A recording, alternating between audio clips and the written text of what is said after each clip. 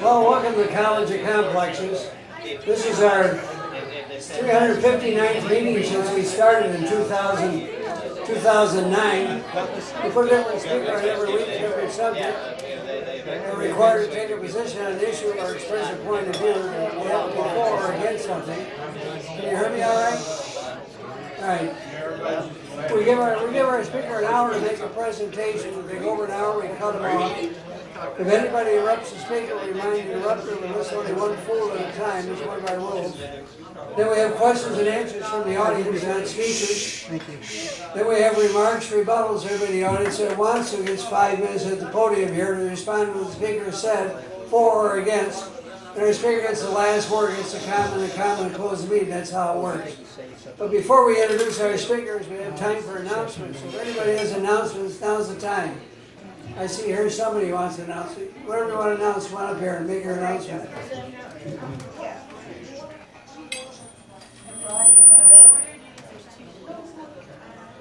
Today is Saturday, April the 8th, 2017. Tomorrow, April the 9th, is a famous anniversary in American history. Can anyone tell me what it is? Liberty? El Correcto. The worst foreign policy decision made in the last 100 years was entering into World War I. The 9th is the 100th anniversary of us declaring war and entering World War I. What are you waiting to pack? What are you waiting to pack? What do you do? You used to fight the first war.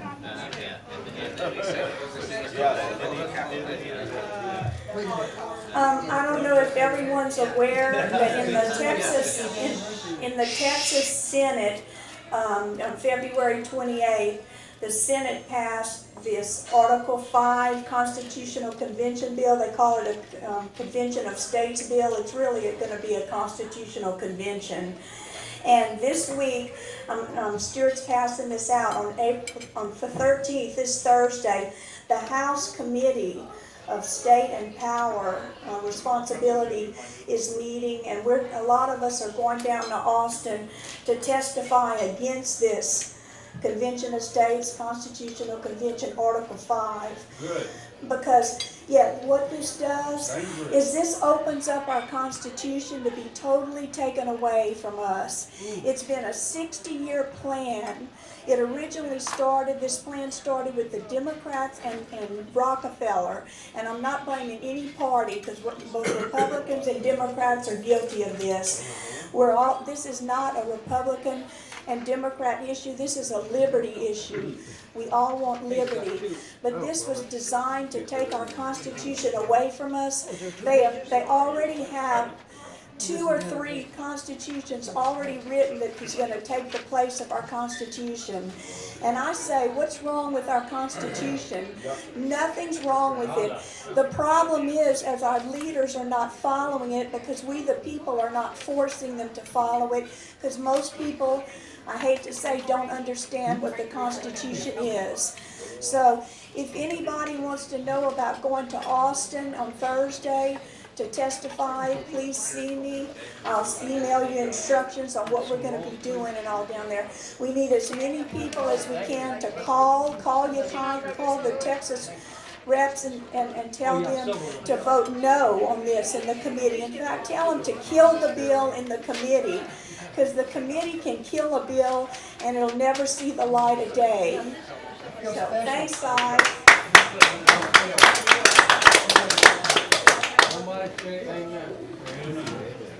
I got one.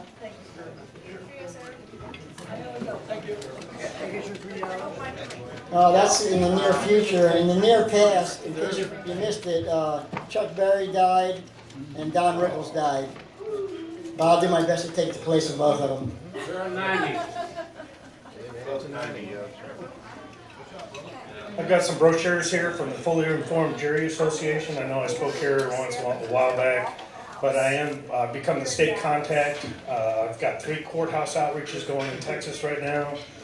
One in Tarrant County, one in Collin County, and one in McLennan County. So if anyone's ever interested in getting involved and going to the courthouses on Mondays, we could use your help. I want to start an outreach here at Dallas so we can tell these jurors what their duties are to judge the law as well as the facts. Because we've got the largest prison population in the world. We've got 5% of the world's population, 25% of the world's prison population. And in Texas, we have 254 county jails. We have 127 penitentiaries. We've got 7.5% of the nation's prisoners right here in Texas. It's a huge, huge business. And most of the people in jail today are in for victimless crimes. It's ridiculous what's going on. Thomas Jefferson said that trial by jury is to be an anchor for our Constitution. Now, the most mentioned violated right, by the way, was trial by jury in the Declaration of Independence. The most mentioned right that we have from our founders in our Constitution is trial by jury. Our state constitution also says that we need to judge the law as well as the facts. I've got business cards if you're interested. I also have brochures. I'm going to run around and hand them out. If you're interested in helping out at the courthouse outreaches, we go out there for an hour. We meet people with a smile and say good morning. And we have little signs that say jury info, and we hand these out. They take them gladly. It's a peaceful way to stop tyranny. So if you want to help, please come on out. Yes. What do you do when the police come up and ask you to leave? Well, they do 3 different things. They'll come up to me and they'll say, well, you're soliciting. No, we're not. We're not asking for money. Well, you're pinpointing a case. No, this is a general outreach, and that's why I'm offering you a brochure too. And 3, actually, I'm forgetting what the third one is, but there's 3 things they usually come at me with. But don't they generally want to harass you and get... Oh, absolutely. They send out a 6'5" deputy and another 6' deputy, and they're breathing down my neck, and they're trying to say I'm trying to influence and bully the juries, and If we get arrested, do you have a lawyer to defend us? no, I don't. But like I said, it's very peaceful. We walk away from any confrontations. And we do have attorneys with the Fully Informed Jury Association, but they're not rolling in money. People don't like to give out of their pockets to good organizations, unfortunately. Last year they had $57,000 come in donations, and they ran the whole program on $57,000 for the year.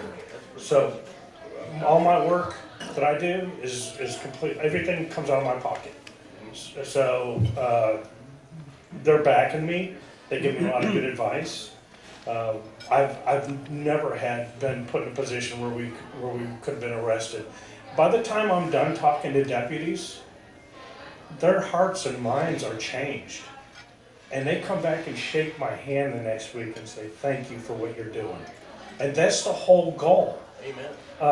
We want people to realize that they've got power and that they need to start using it. And they really actually enjoy hearing the Founding Fathers quotes. And I think that's the big punch right there. They start realizing that, hey, we're out of whack. You know, Thomas Jefferson said that we are going to lose our republic and we are going to lose our freedoms in the judiciary. And that's exactly what's happened. So when I use these quotes, they usually turn around and they become my friends. And then I hand these deputies Oath Keeper cards.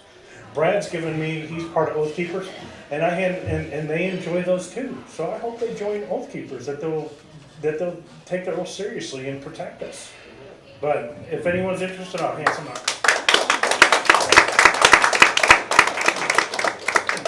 Hi, my name is Brad, and I'm with a small group of patriots that have found political prisoners that are in jail. And we have a list of those that I'd like to give you a card if you'd like. 2 years ago when we started, we found a pastor that had been put in jail he was in jail, had been there for 9 years. Never smoked a cigarette, never had to drink alcohol. They had government operatives come in and help set him up.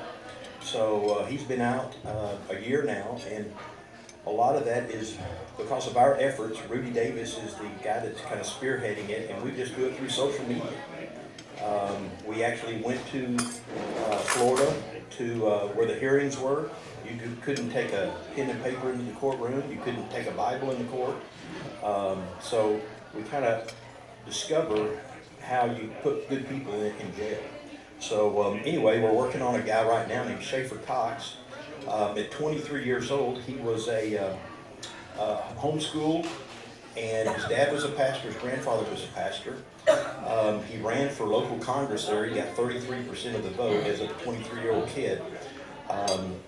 He started teaching Constitution, common law, that kind of thing. Got involved in militias, getting those things organized, a very nonviolent guy.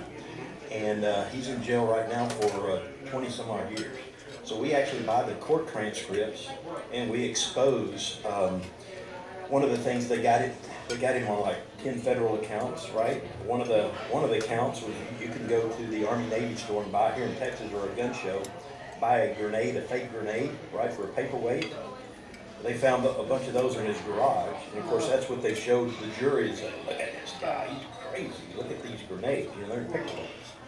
So they just had a lot. The guy that was the manager of the Army Navy store was a federal agent. So anyway, we buy the court transcripts and we expose who the different federal agents are. So anyway, if you'd like to have one of the cards, see me or I'll pass them out. Thank you.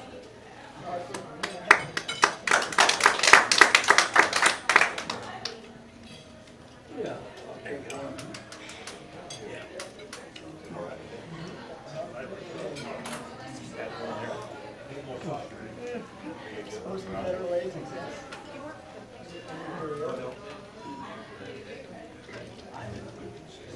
Any more announcements? I guess that's it for announcements. On April 15th, Love Your Country, Leave Your Party, How Partisan Politics Lost Its Grip. Roland Mango is going to be our speaker. It's on your itinerary there. I'm not going to read all this. That's next week. Sid Richardson, Texas Oil, on April 22nd. He's an author and professor.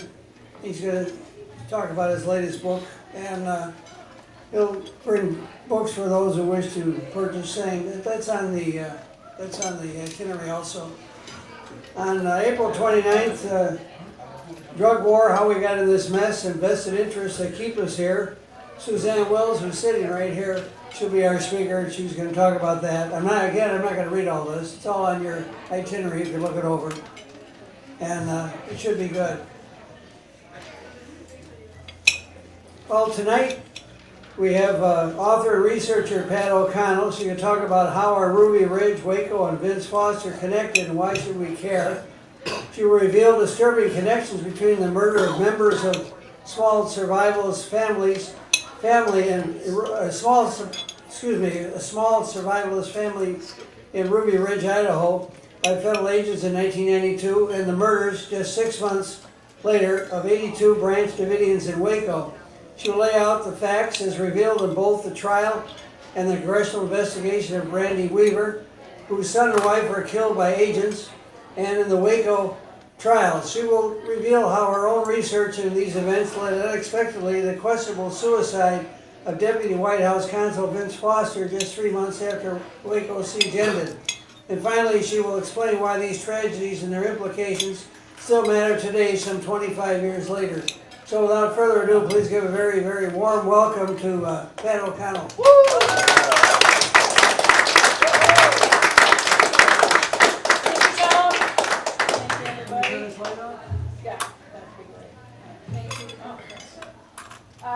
So thanks again for letting me come here and share with you some things that I've learned. Had no idea I was going to run into this information. I was looking into Waco. We have friends who are survivors from Waco. And it just started to explode when I started doing the research. So what we have is these three major events that happened within a 12-month period. First, in 1992, in August, was the siege at Ruby Ridge, in which Vicki and Sammy Weaver were killed, and one marshal was killed, U.S. Marshal. 3 months later, as you know, the siege at Waco, in which 82 Branch Davidians were killed and 4 federal agents, ATF. And then 3 months after that, Vince Foster, who was a Deputy White House Counsel, committed suicide. We'll talk about how those things may be connected. So we'll start with Ruby Ridge. I didn't know anything about Ruby Ridge. I heard the term, didn't have a clue what that was all about.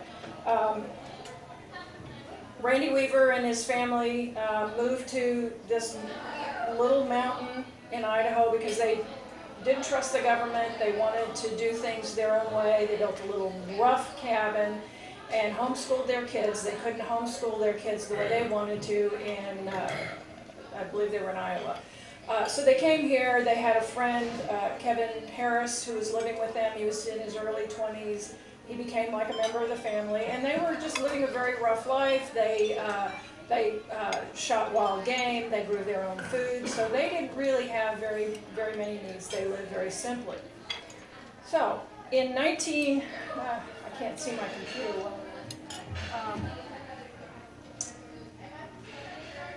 Sorry.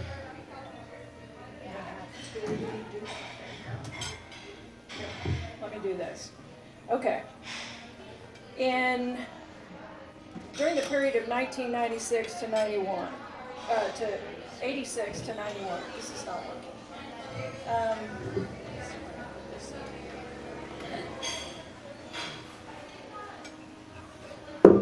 Sorry. I can either do this or turn my back on this. Ah, that's much better. Much better. Okay. So, a government informant asked Randy to sell him 2 guns, and they were guns that Randy already owned, and the agent asked him to saw them off. And for 3 years, Randy thought it was a little funny, didn't agree with it, and finally, in the '89, he decided he'd go ahead and do it because the family needed some money.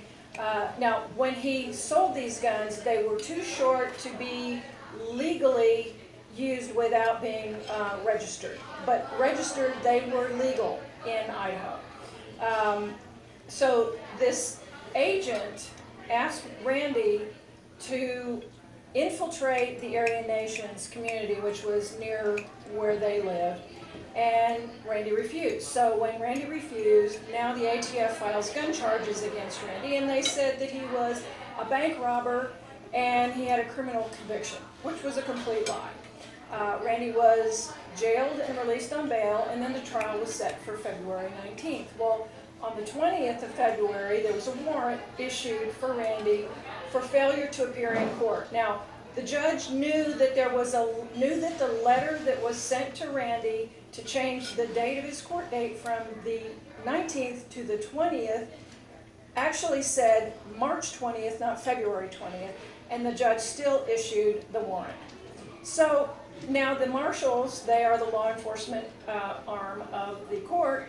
They have to go serve the warrant. They have to enforce the warrant. Randy had no intention of coming down, so he stayed on the mountain. Now on March 4th, the marshals came up posing as realtors and had some other people with them who set up video and sound recording devices around their property. Meanwhile, the marshals developed a threat source profile on Randy based on false claims previously dismissed by government investigations. They claimed he was dangerous. They said he was a Green Beret, which is true. He was a former Green Beret. They said he booby-trapped the property. Now he had dogs and chickens and kids and everybody running all over this property. The property was not booby-trapped. And they said he had an arsenal. They had like 14 guns. And that they would shoot anybody on sight. Now, this profile included a psychological evaluation of Randy by somebody who never met him. In fact, couldn't even remember his name. Kept referring to him as Mr. Randall. Now, on August 18th, Geraldo Rivera was flying over the scene in a helicopter shooting footage for his TV show, and that'll come into play later. Now we get to the siege. On August 19th, the marshals were allegedly doing reconnaissance on the mountain. Now, they were carrying silenced submachine guns. When the dog started to bark, they shot the dog, 14-year-old Sammy, who's like 80 pounds, soaking wet. He screams, "You shot my dog, you shot my dog," and he's got his little hunting rifle that he always carried, especially when the dog's barking, thinking there's an animal out there. He comes out, he sees that they shot his dog, he starts firing. Well, they start shooting back. Now, Randy and Kevin come up, and they see what's going on. Sammy was shot twice. 2 different agents shot him in the back. He was killed.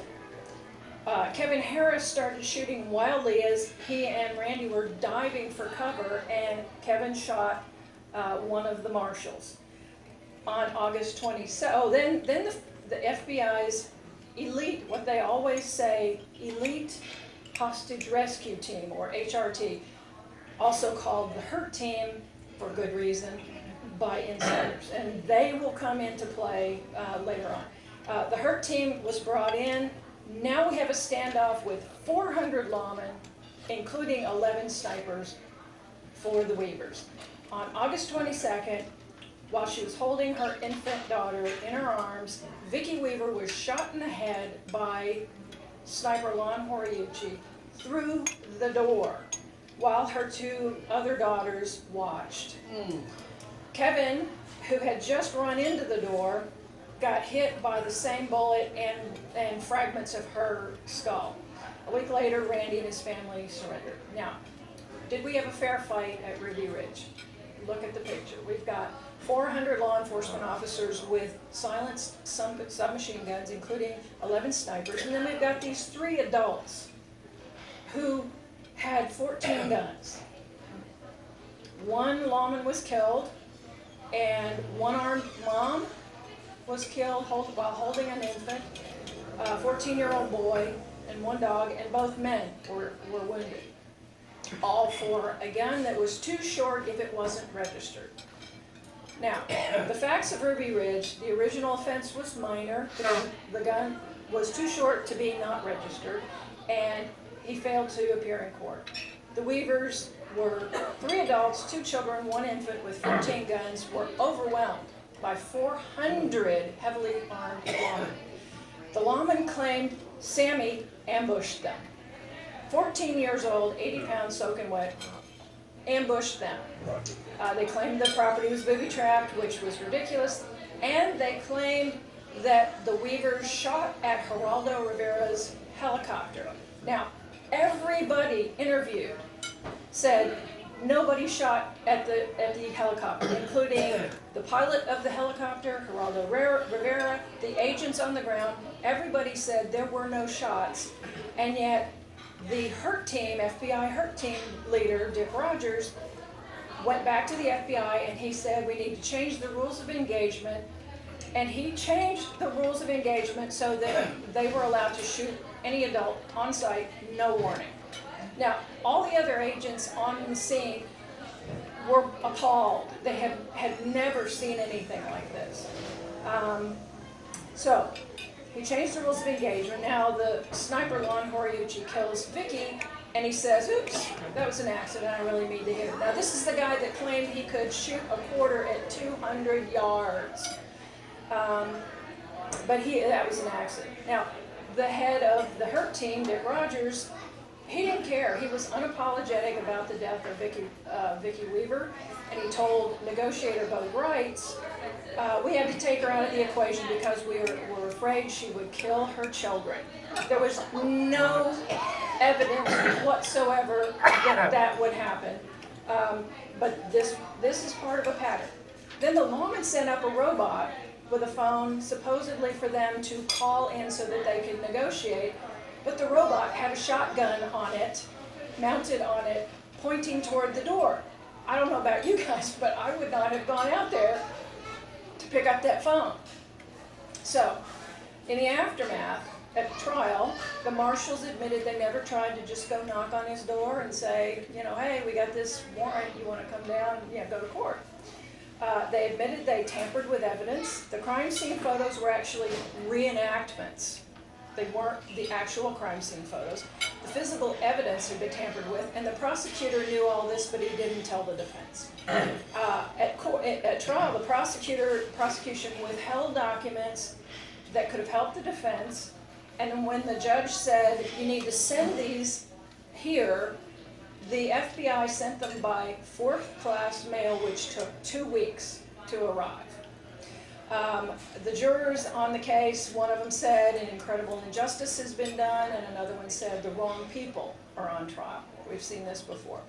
Randy Weaver and Kevin Harris were cleared of all except for the one charge, which was Randy's failure to appear in court. And the government settled with the Weaver family for $3.1 million for wrongful death, and they settled with Kevin Harris for $380,000. Now here are the key players. We've got Lon Moriucci, Dick Rogers, the head of this. Moriucci's the sniper. Dick Rogers is the head of the HURT team. Christopher Whitcomb is another sniper, and then Larry Potts is their boss at the FBI. So here's the scorecard. At Ruby Ridge, we've got minor or no crime triggers the massive government law action. The government never tries to resolve it peacefully. They ignore the facts, they create a frenzy, they vilify the victims in the media. They claim the victims have an arsenal or will attack them. They claim hostages were being held. No hostages here. They claim they attack the victims are terrified to surrender because the government's going to shoot them. The government lies under oath. They tamper with the crime scene, remove evidence. The media never reports the corrected facts that come out in trial, and the government or the lawmen are never punished or held responsible for their crimes. Now, we've got Waco. February through April 1993, and I know you guys already know a lot about that. Some of you may have seen my wonderful husband's presentation on Waco a couple of years ago. The opening shots were on February 28th, 93. Now, agents had been staked out across the street from the church for months, and David Koresh routinely went out and brought him Cokes or pizza and just said, come on over, for a visit, you want to look around. I mean, they were trying to be all stealthy, and he was just out in the open. Now, everybody thinks that Koresh was guilty of child abuse or, pedophilia or whatever, but the judge wouldn't issue a warrant for those kinds of charges because there was no evidence. Now, the search warrant that was finally issued was for possessing parts that could be used to make automatic weapons and for making meth, which was totally ridiculous, and I'll talk about that in a minute. The government never attempted to serve the warrant peacefully. Many times, David Koresh had, the local sheriff would call and say, hey, we got a complaint about this or that, and David would say, well, come on over and look around and, whatever, you're welcome to help yourself. Their place was open, but the federal agents never tried to do this. Now, on February 28th, there were 100 ATF agents there, and they just came up with their weapons drawn, and they yelled at the Davidians church, police, lay down. They didn't say we have a warrant. They didn't knock on the door. They didn't, in fact, they never served the warrant. When David Koresh and his father-in-law went to the door to greet them, the agents opened fire on them, and they fired through the door. Both of them were unarmed. Koresh was hit. He was wounded. His father-in-law was killed. And the door that they shot through disappeared before the state. The Texas Rangers. They were in charge of the investigation before they got control of the crime scene. So the door that would show that the bullets were coming in rather than going out disappeared. So now they also had agents in a helicopter flying over the building, over the church, and they were shooting through the upper floors where the women and children were hiding, thinking that would be safer. Well, in the trial, first of all, the Davidians they call up 911 and say, hey, they're shooting at us, please stop. There's nobody inside who's shooting. So now in the trial, the government said we didn't have any helicopters. Well, then there's evidence that Yeah, in fact, we've got pictures of helicopters. Well, I meant we didn't have any helicopter. We weren't shooting from. We weren't close. We weren't anywhere near. Oh yeah, we've got pictures of you circling right over the building. Well, we meant that there was nobody shooting from these. Well, yeah, we've got evidence of people shooting from these helicopters. Oh, well, we meant that there weren't any mounted guns on these helicopters. So they lied and they lied and they lied and they lied, and the public never hears about the truths that come out. So, the 50-day standoff, so from February 28th to April 18th, the government cuts the power to the church, they destroy their water supply. The Davidians are told that if they are seen in the windows, they'll get shot. So they put like black curtains over there so that they could at least move around without getting shot. The media, the good dogs that they are, they dutifully reported the government's inflammatory lies about the Davidians, and you can see this Time magazine headline. The cover of the Time magazine after the fire shows David Koresh like laughing maniacally while the building burned, and in the subhead it's got the words death and hell, and this is all designed to make us believe that he was joyful at all these deaths.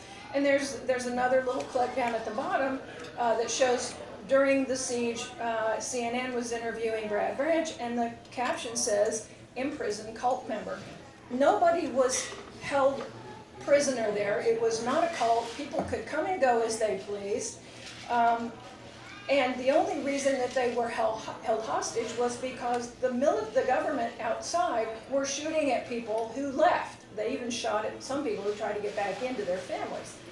So the FBI had negotiators there. They would promise them things, and then their bosses would say, "Nah, changed our mind, we're not going to do that." So the Davidians had no reason to believe the government or the negotiators. And they had no reason to leave. They couldn't leave because they were afraid they'd get shot. Now the government lied about the Davidians' weapons. You heard on the news that they had this arsenal and they were going to ambush the government and all this stuff. And if you knew these people, you'd know they're peaceful people. David wouldn't even let them touch the guns. The guns were products that they sold at gun shows in order to make money. Most of these guns were boxed. So they weren't even using these, they were all boxed up. Afterwards, the crime scene was scrubbed by the FBI before the Texas Rangers could get access to the bullets and the other evidence, like the door that would have shown that. And so they cleaned up the evidence. Now, on the final day, April 19th, that we all remember, the government was concerned that the hurt team was getting tired. Boo-hoo. So let's just kill all the hostages that we're here protecting. That made no sense to me. The pressure came from Hillary Clinton through Vince Foster to end the siege right away. It was not good for the brand new Clinton administration to have all this attention on Waco. So she wanted it over. Now, people have said Hillary didn't have any control over this. Well, yeah, she did. She was not officially, she didn't have any control, but she did. Janet Reno begged her aide. She did not want to do this. She said, "Give me a reason not to do this." But she gave the hurt team the go-ahead, and Dick Rogers said, "Okay, once you give me the go-ahead, you're out of this. We call the shots. We do whatever we want." So the hurt team's tanks, they were the ones in control of the tanks. They smashed through walls. They killed some people when the walls collapsed. Then they injected pyrotechnic gas grenades inside, knowing that the Davidians had been using kerosene lamps and heat for 50 days since they turned off the electricity. And then they denied that the rounds that they shot into the building were incendiary. And that came out in the trials. Never showed up in the media. Fire broke out in multiple locations, ironically, kind of where the gas grenades were shot in, but they still blamed the Davidians. 76 Davidians were killed that day, including 21 children, and 2 pregnant women. Only 9 of them survived, and there was no attempt to call the fire department. So did we have a fair fight at Waco? 1,000 plus heavily armed lawmen with tanks, helicopters, and snipers against about 90 to 100 men, women, and children with about 102 guns. We had 4 lawmen killed, 82 men, women, and children. Only 9 survivors.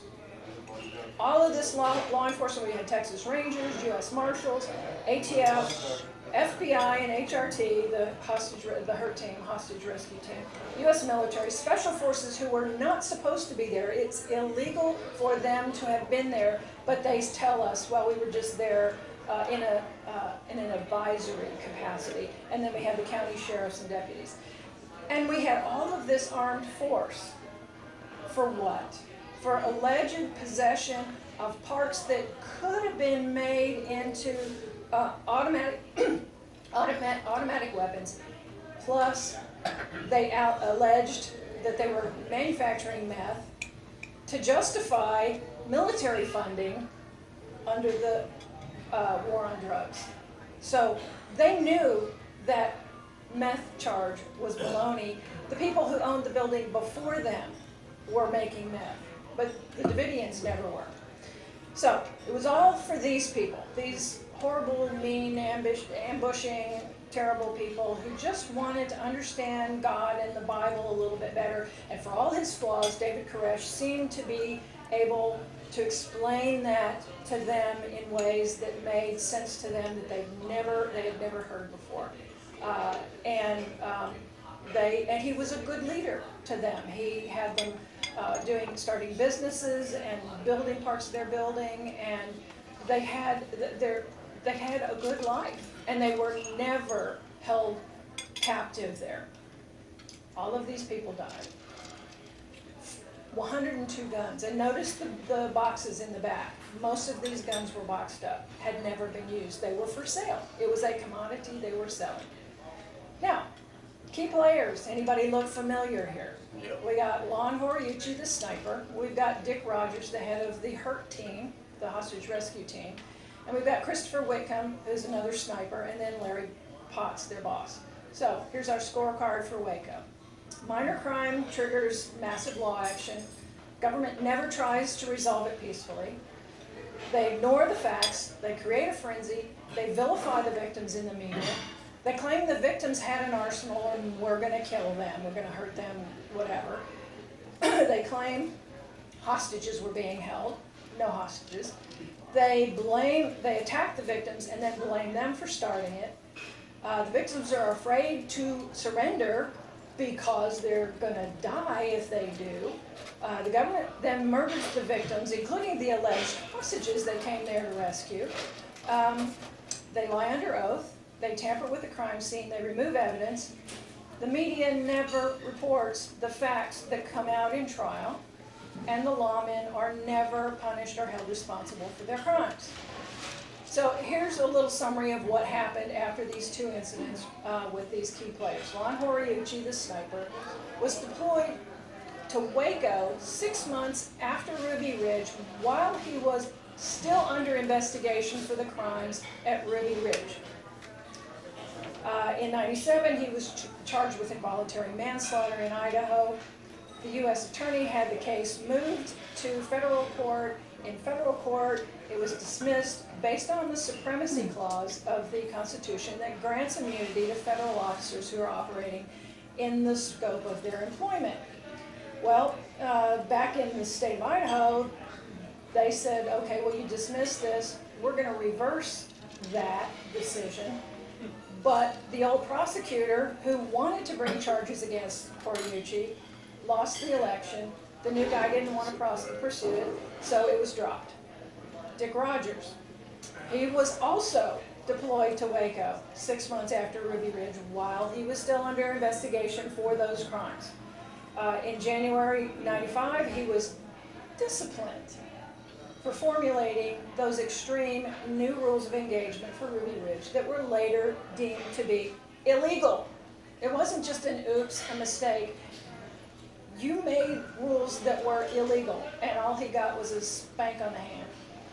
In '95, he was given a 10-day suspension, and then he was reassigned to a desk job. Christopher Whitcomb, now he wasn't involved in any of the shootings. He was also a sniper, but afterwards he left the FBI and he became kind of a media darling. He wrote a book and he was a technical expert on TV a lot. But he was going around still saying, probably to this day, David Koresh killed approximately 80 people. They lit the fire, they shot each other, they slit those babies' throats, and they killed each other. First of all, that didn't happen. They could not determine what had killed those people other than the fires, because the bodies were left in a cooler at the morgue, and strangely enough, the cooler lost power and the bodies decomposed to the point where you couldn't tell anything. So Larry Potts, their boss, in January '95, he was censured for failure of management oversight at Ruby Ridge. 4 months later, in May, he was promoted to the FBI's #2 position. 2 months after that, he was demoted. And then a month later, he was suspended with pay pending the outcome of the criminal investigation about the cover-up of Ruby Ridge. So here's what the Congressional investigation on Waco reported in 2001. The ATF's investigation of the Branch Davidians was incompetent. The affidavit filed in support of the arrest and search warrants included knowingly false statements, including the meth claim. The ATF fraudulently claimed that the Davidians were producing meth in order to obtain non-reimbursable and prompt military support. The ATF's military-style raid was deeply flawed in concept, in planning, and in execution. The decision to end the standoff on April 19th was premature, wrong, and highly irresponsible. The possibility of a negotiated end should have been pursued further. Now, the retired FBI agent Danny Colson, who actually founded the FBI's elite hostage rescue team, he confirmed to the Dallas Morning News in 1999 that the pyrotechnic or flammable rounds had been fired from the tanks in Waco. And yet, the media has never reported this fact, and the public, probably half of the people in this room, still believe that the Davidians set the fires themselves. So why do these still matter 25 years later? Because it's still happening. These crimes are still being committed. Last year, in January, in Burns, Oregon, at the Malheur Wildlife Refuge, there were a group of protesters at the refuge. They came in support of ranchers Dwight and Stephen Hammond. They were convicted of domestic terrorism for setting backburn fires on their property, but they ran over onto federal land. They were adjacent.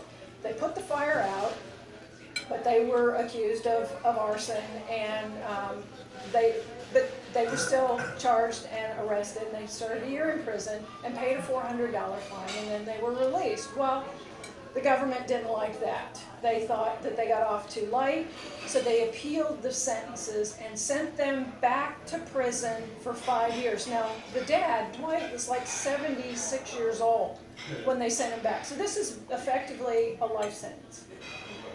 So, members of the Bundy family in Nevada had also had some run-ins with the Bureau of Land Management and federal lands and issues along those lines. So they came to Oregon. The son, Ammon and Ryan, came there to support the Hammonds, and they created this protest. Arizona rancher Leroy Finicum was one of the men who came there to support this, and he just by default became their spokesperson. Now this is Robert Leroy Finicum. He was a loving family man, a constitutional scholar, and he became their spokesperson. They called him Tarp Man because, and I don't know if you can see down here, but at night he sat there in his rocking chair with his gun across his lap, and at night he would cover up with a blue tarp. to keep warm. And, you know, he would come and he would talk to anybody. And we have an interview where he said that the local ranchers would come and talk to them and say, look, you know, we really appreciate the fact that you're here. We wish we could speak out, but we don't want to. We don't want to face the reprisals that we know will happen. But we really appreciate the fact that you're here. And in this interview, he's saying, you know, we'll be here until the last person is gone who's asking us to be here and help them. What we're hoping is that, you know, the government will open up talks and this will work out very peacefully. So, not so much. On January 26th, Lavoy and 8 other protesters were driving into the town of John Day. It was about 50, 60 miles away. They were going to meet with the sheriff of the next county and speak at a local meeting. Lawmen came up behind these 2 vehicles and pulled them over, stopped them, and when Lavoy and Ryan are waving, Ryan Bundy was in the truck with Lavoy. They're waving their hands out the window, trying to say, you know, don't shoot, don't shoot. They start to shoot. The military men, the government men behind them start shooting at them. Lavoy yells at him, hey, we're just going to see the sheriff. If you want to stop us, you're going to have to shoot us. We're going to see the sheriff. Now, they were going to see the sheriff of the next county because the sheriff of this county was unsympathetic to their plight. The sheriff in the other county understood the Constitution and what they were fighting for. So Lavoy said, you know, he told them, you know, we're going. If you want to stop us, you're going to have to shoot us. So he pulls out and he starts leaving. So he heads on as if he's going to John Day. And the government guys start chasing him, get him up higher and higher and higher speeds. And the next thing you know, they shoot 3 shots at their vehicle, and almost immediately Lavoy turns around a blind curve. There's a roadblock right there. He's trying to stop, but he's up at a pretty high speed. He doesn't want to bash into the car, so he pulls off to the left, trying to get out of the way. And there's snow on the ground about a foot high, 1.5 feet high, sloped side of the road. And he pulls over to that side, and one of the lawmen jumps out in front of him and later claims that he tried to run them over. And you can see it on the video, and I'll show it to you in a minute. As soon as he pulls off into that snowbank, Finnegan jumps right out, and he's got his arms out like this. And you can see it in the video. I hope you'll be able to see it. But he's saying, you know, you're going to have to shoot me. I mean, you know, but he's got his arms wide out. Then he doubles over. Well, what happens is that one of the government men shoots him with a foam bullet, which makes him react like this. And then you can see him stumbling around, and he's still trying to put his hands back out, and they shoot him 3 times in the back, kill him. Now, none of the protesters ever fired a shot, never threatened to fire, never even had a weapon in their hand, never showed a weapon. CNN report the next day said more than 3 weeks after armed militia took over a federal wildlife refuge in Oregon, a deadly shootout between militia members and the police. Now, first of all, no militia, but you read 100 articles and they'll all say armed militia, armed militia. Now, to my knowledge, there may have been one guy who was a member of a militia, but there was no organized militia. And a friend of mine back there, Robert, told me that there was a group that was there that was a militia group and were asked to leave by the protesters. They did not want that kind of show of force. But the key word here is between. There was no shootout between anybody. The only people who were shooting were the military people. Now, I'm going to try to show a video here. Let's be patient with me. This is a little clip of the last moments of Lavoy Finnegan's life. So it's a little bit scary. Okay. They ran ambushed on the way to a meeting with the sheriff.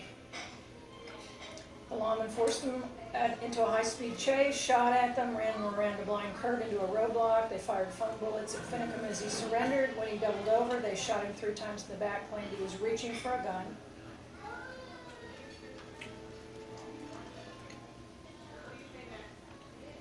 He was executed effectively by law enforcers simply for speaking out against what he believed was unconstitutional overreach of the federal government. He never got his day in court. Okay, I don't know about numbers. Well, I got numbers, but I can't call because we have no service. No, mobile network not available. Do you have numbers for people here in town? Yeah. Okay, so shooting. Okay, what's here? What? Little White with his arms out. Stay down, stay down, stay down. Stay down. Stay down. Are they shooting him? Did they shoot him? Oh my God! Stay down. He's dead? Dump it out. I am dead! Stop it. Are you hit? No, hold on. Don't shooting. Don't answer. What the hell is the boy? We got shut up. Stay down, Mike. Stay down. I think they did a shooting over here on this door. I got hit too. Hey, how you doing? I don't know, it didn't. Hold still. Hold still. I'm not bleeding. Hey, don't shoot us. Okay, I'm gonna take. Please protect us. Please protect us. Please protect us. They're asking God to protect them. We need help.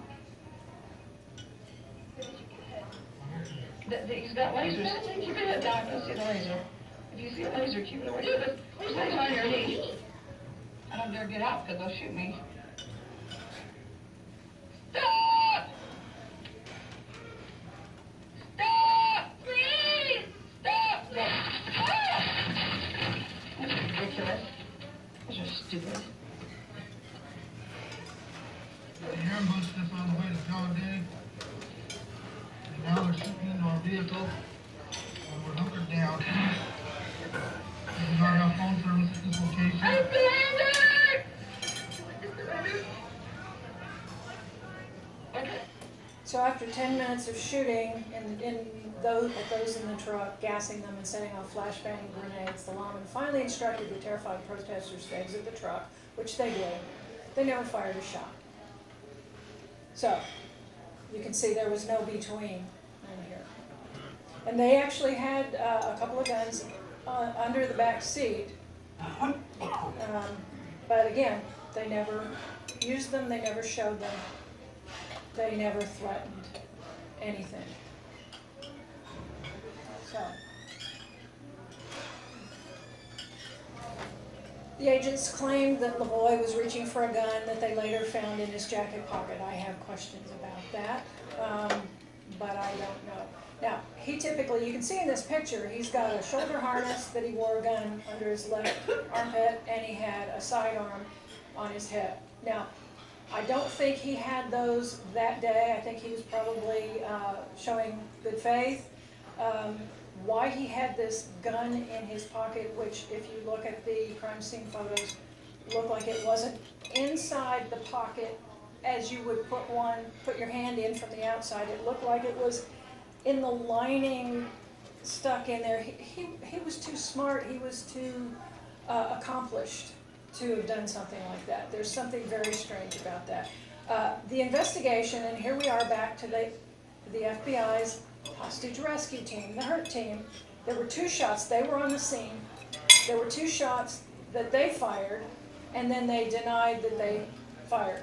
And they covered up the evidence. The state police saw shell casings all over the ground where everybody had been shooting. There were 2 casings that were copper colored, and they knew their bullets didn't have those. Those were silver. The next thing they know, they're gone, and when whoever was doing the investigation came along and took the pictures of the crime scene, they were gone. And so the FBI was investigated. I still don't know what has come of that investigation, but we know what happened in Ruby Ridge and with Waco. Now, the sheriff they were going to see in Grant County said this police operation was an ambush, pure and simple. And Mike Arnold, the attorney for one of the Bundys, and Bundy, who was in the other car behind them, once they went through the trial, and he saw all these lies that started unraveling in the trials, he said, I'm gonna have to go back and look at all the conspiracy theories I've written off in the past. Tells you something. Okay, now we've got another scorecard here. Minor or no crime triggers massive government action. The government never tries to resolve it peacefully. They ignore the facts. They create a frenzy. They vilify the victims in the media. They claim that the victims have an arsenal or will attack the lawman. They claim hostages are being held. Why was the hostage rescue team there? Because they're not about hostage rescue at all. They are the hurt team. They attack the victims and then blame them for starting it. The victims are terrified to surrender because the government's shooting at them. They murder victims, including the alleged hostages. They lie under oath, which we know they tampered with the crime scene, they did. And the media never reports the facts revealed at trial. Now, I don't know if anybody's going to be held accountable. I know that the FBI is being investigated for the cover-up of these bullets that they fired. The odds are nothing will happen. So how does Vince Foster fit into all this? I mean, this is kind of a weird thing. But I started out investigating Waco, and I thought, this is a nice, tidy little story. I can be knowledgeable about this. And then it started morphing out, oh, wait a minute, there's connections, tentacles over to Ruby Ridge. Oh, wait a minute, there's connections and tentacles over to Vince Foster. So it turned out that these things are all connected. So what happened to Vince Foster? And again, I didn't know anything about Vince Foster. I remember hearing his name. I remember the suicide. That's all I knew. Didn't really look into it. It was 3 months after Waco. Foster left his office, said he'd be back, and then he was found shot in the head at Fort Marcy Park. This was 6 months into the Clinton administration, and Foster was already just fed up with Washington politics. He was heartsick about it. And both the White House aide, Linda Tripp, and if that sounds familiar, she was the confidant of Monica Lewinsky, and then Special Forces investigator Steve Barry both claimed that Hillary pressured Foster to end the Waco siege. However he had to do it, she pushed on him. Again, she didn't have legal authority, but she had, she had sharp, pointy teeth, and she could hurt him. Foster's widow said that he was fueled by horror at the carnage at Waco, for which the White House had ultimately been responsible. Linda Tripp said, well, she was with him the day the fire broke out at Waco, and she said a special bulletin came on showing the atrocity at Waco and the children, and his face just turned white, and he was absolutely crushed, knowing the part he had played. Now, his supposed torn-up suicide note ended with the statement, I was not meant for the job or the spotlight of public life in Washington. Here, ruining people is considered sport. Now, Foster had dozens of reasons to be sick at heart, to be depressed, to be just in anguish over what was going on in his world, seeing how ugly politics were in Washington, how everybody was so cutthroat. So he may well have been depressed enough to commit suicide. His wife said that he was actually making notes for his resignation letter, which he had a meeting with Bill Clinton 2 days after this. So this may well have been the notes that he was writing for his resignation letter. But there were enough anomalies to make me just wonder what really happened.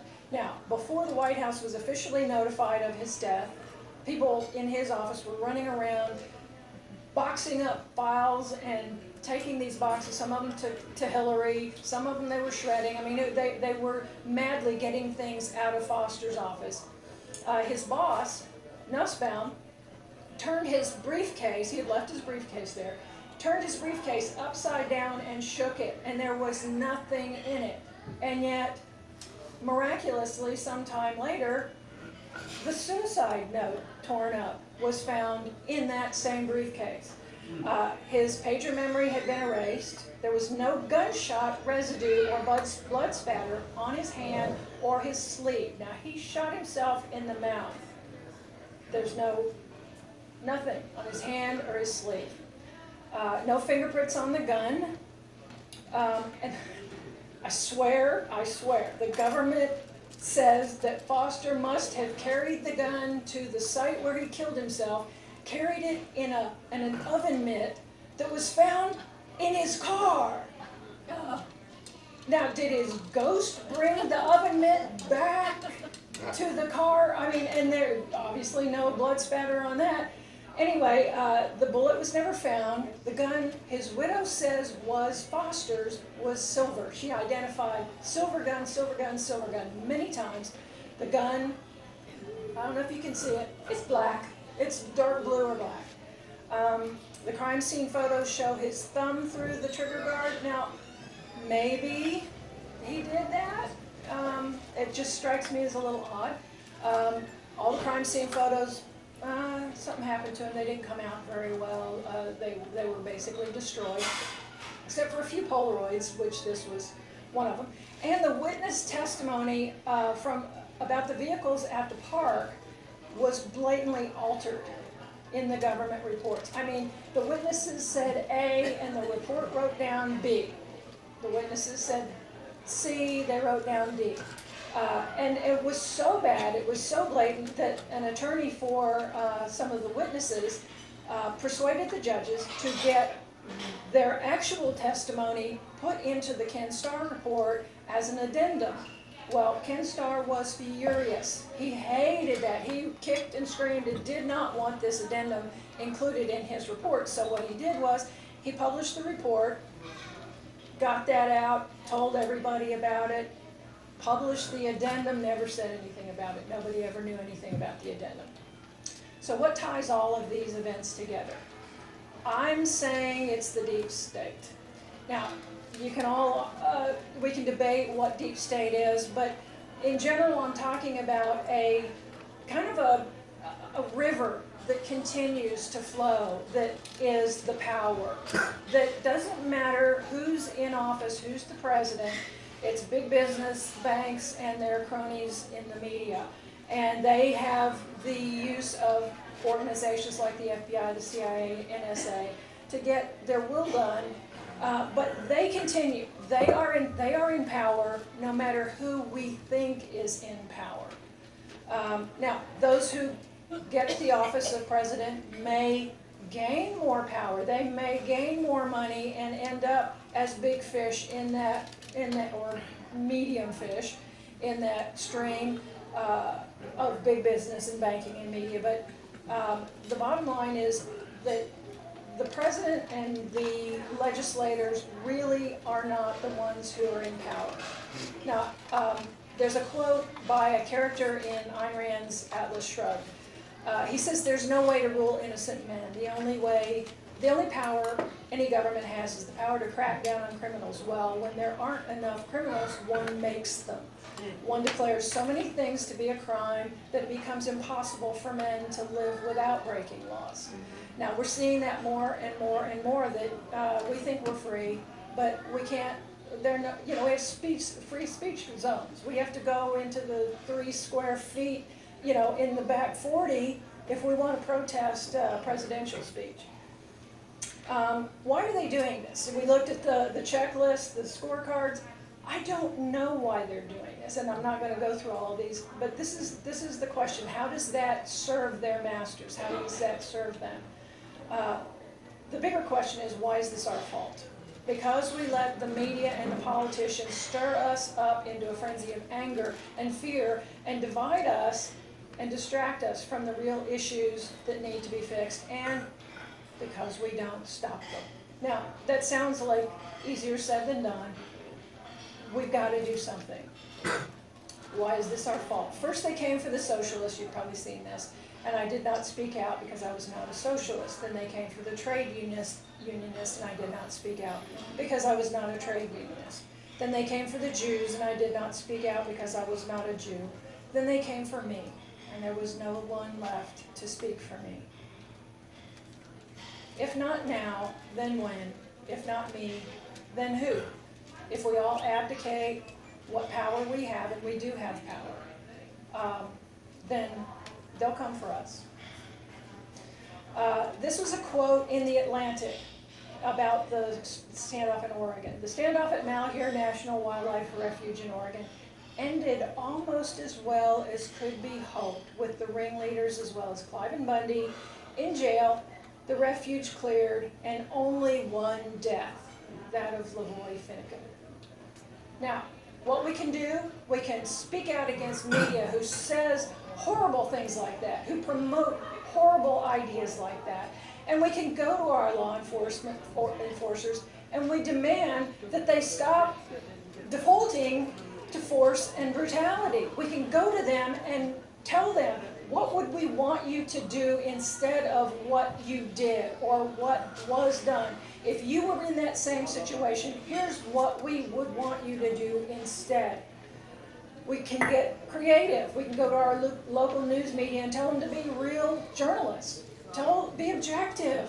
Look at both sides. Really research yourself. Instead of saying, you know, NBC saying that CNN reported today, the New York Times said that, you know, they're not even reporting on the real news. Go to your local law enforcers, yeah, and all the way up to the federal, and tell them what alternatives you want. Propose ways to incentivize them to chill out and take more measured responses and to de-escalate the violence. And use social media and other means to spread messages about the things that are done right. You know, if police does something wrong, find an article that shows the police doing the right thing in a situation like that. Try to find a way to balance this out and show these law enforcers what we want them to do instead. Nature abhors a vacuum. So if we tell them not to do things, they're going to fill that vacuum with something. We need to fill that vacuum with something we want. So what should have happened? At Ruby Ridge, the marshals should have just sent up a negotiator that Randy Weaver respected, like Bogarts, which they eventually did after a month. The FBI, HURT team, and all those 400 law enforcers should never have been there. Weaver would have stood trial and been cleared of the weapons charges because it was entrapment, which is the way the trial originally came out. He would have been penalized for not showing up at court, and then he would have gotten off. Sammy and Vicky would still be alive, and the marshal would still be alive.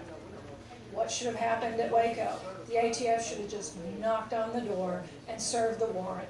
David Koresh would have invited them in, said, look around. If they found anything untoward, anything illegal, he would have faced the music. Everything would have been fine. 82 men, women, and children would still be alive. 4 ATF agents would still be alive. And their church home would still be a place for them to seek spiritual truth and wisdom. I included a picture there down at the bottom, which is the new church that was built by a bunch of volunteers that my husband, Stuart, helped build. And Alex Jones was the one that organized this effort to rebuild the church. And people came from, Stuart said that people came from all over the country to come help. Their original home should have still been standing. And in Oregon, the lawmen should never have fired a shot. If they had warrants, they should have served them to the guys who were at the refuge, who were like Lavoy, sitting there in a rocking chair with his gun in a case, zipped up in his lap. They should have come up, served the warrant, been done with it. And if by the time they got to the stop in the middle of the road, the first stop, when they learned that these two cars were going in to talk to the sheriff, they should have said, okay, we'll escort you. Boom, Lavoy Finnegan would still be alive, and the protesters, including Lavoy, would have gone to trial. They would have been punished or cleared. All of them except for the Bundys have already been cleared.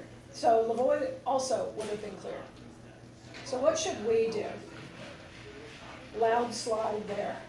We need to stop the craziness. We need to stop repeating the garbage. SCIGO is an expression in computer programming, garbage in, garbage out. We're doing that. We watch the news on TV. We watch alternative media and read all these news articles, and we listen to our friends, and we get on Facebook, and all of this garbage comes in, and it just comes right back out of our mouths and right back onto our keyboards, and we don't filter, we don't check it. This has got to stop. Now, here's an example of not listening, and it's actually relevant to what Suzanne was talking about earlier. As I was putting this together, I had a friend who had gone down to Austin in support of those Convention of States bills. In other words, he was in favor of open heart surgery on the Constitution. You know, opening it up to viruses and diseases and putting things back wrong and, you know, mangling this patient. So he sent me a text and said, all 3 COS bills, Convention of States bills, passed through the Senate yesterday. I wrote back, Stu and I think it's unnecessary and possibly dangerous. We'll send email explaining why. Carl, you're absolutely wrong. Me, nothing. Carl, it's the only recourse offered by the Constitution. Me, nothing.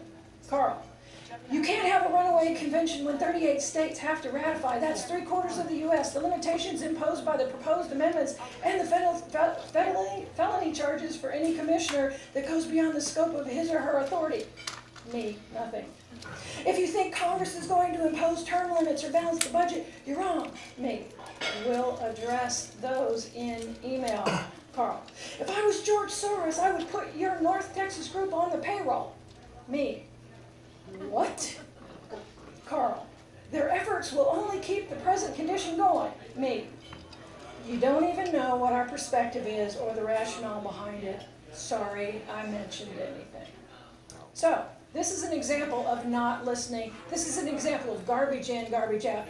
I went to a presentation at Suzanne's group, and a man who didn't know me and who did not know Carl used exactly, almost to the word, almost verbatim, those words that came spewing out of Carl's mouth or head onto his keyboard. When I was not prompting, I was not interacting, these were words that were planted in his head that came straight out of his mouth without filtering. What we need to do is chill out. We need to talk less and listen more.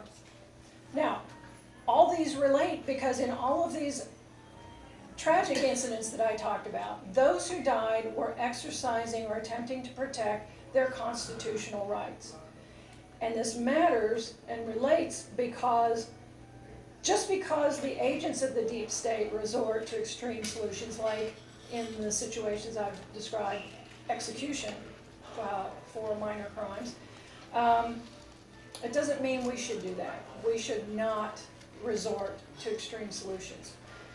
So, going back to the argument that my friend Carl had without me, apparently, I sent him, this is the email that I sent him, have not heard back. So and Stuart and I both, when he talked about going down to Austin, he said, you want to come with us, carpool or caravan down?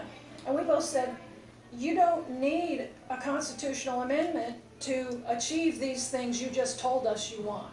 So here are the things that these people want, typically. They want to eliminate the income tax and the IRS. Well, do we need an amendment to do that? It depends. If we research the 16th Amendment and find out that it was properly ratified, then yeah, we need an amendment to change that, get rid of that. There is some reason to believe that it was never properly ratified, so all we have to do is show that, and boom, it's gone. Meanwhile, if we've still got it, we can push our reps in DC to dramatically reduce the taxes and the tax code, like using a flat tax, or like going back to, let's say, the tax code as of 1913, when they implemented the Federal Reserve and the income tax. That tax code was 400 pages, smaller than a Harry Potter book, unlike the 80,000 pages of the current tax code, plus 2.5 million pages of legal clarification.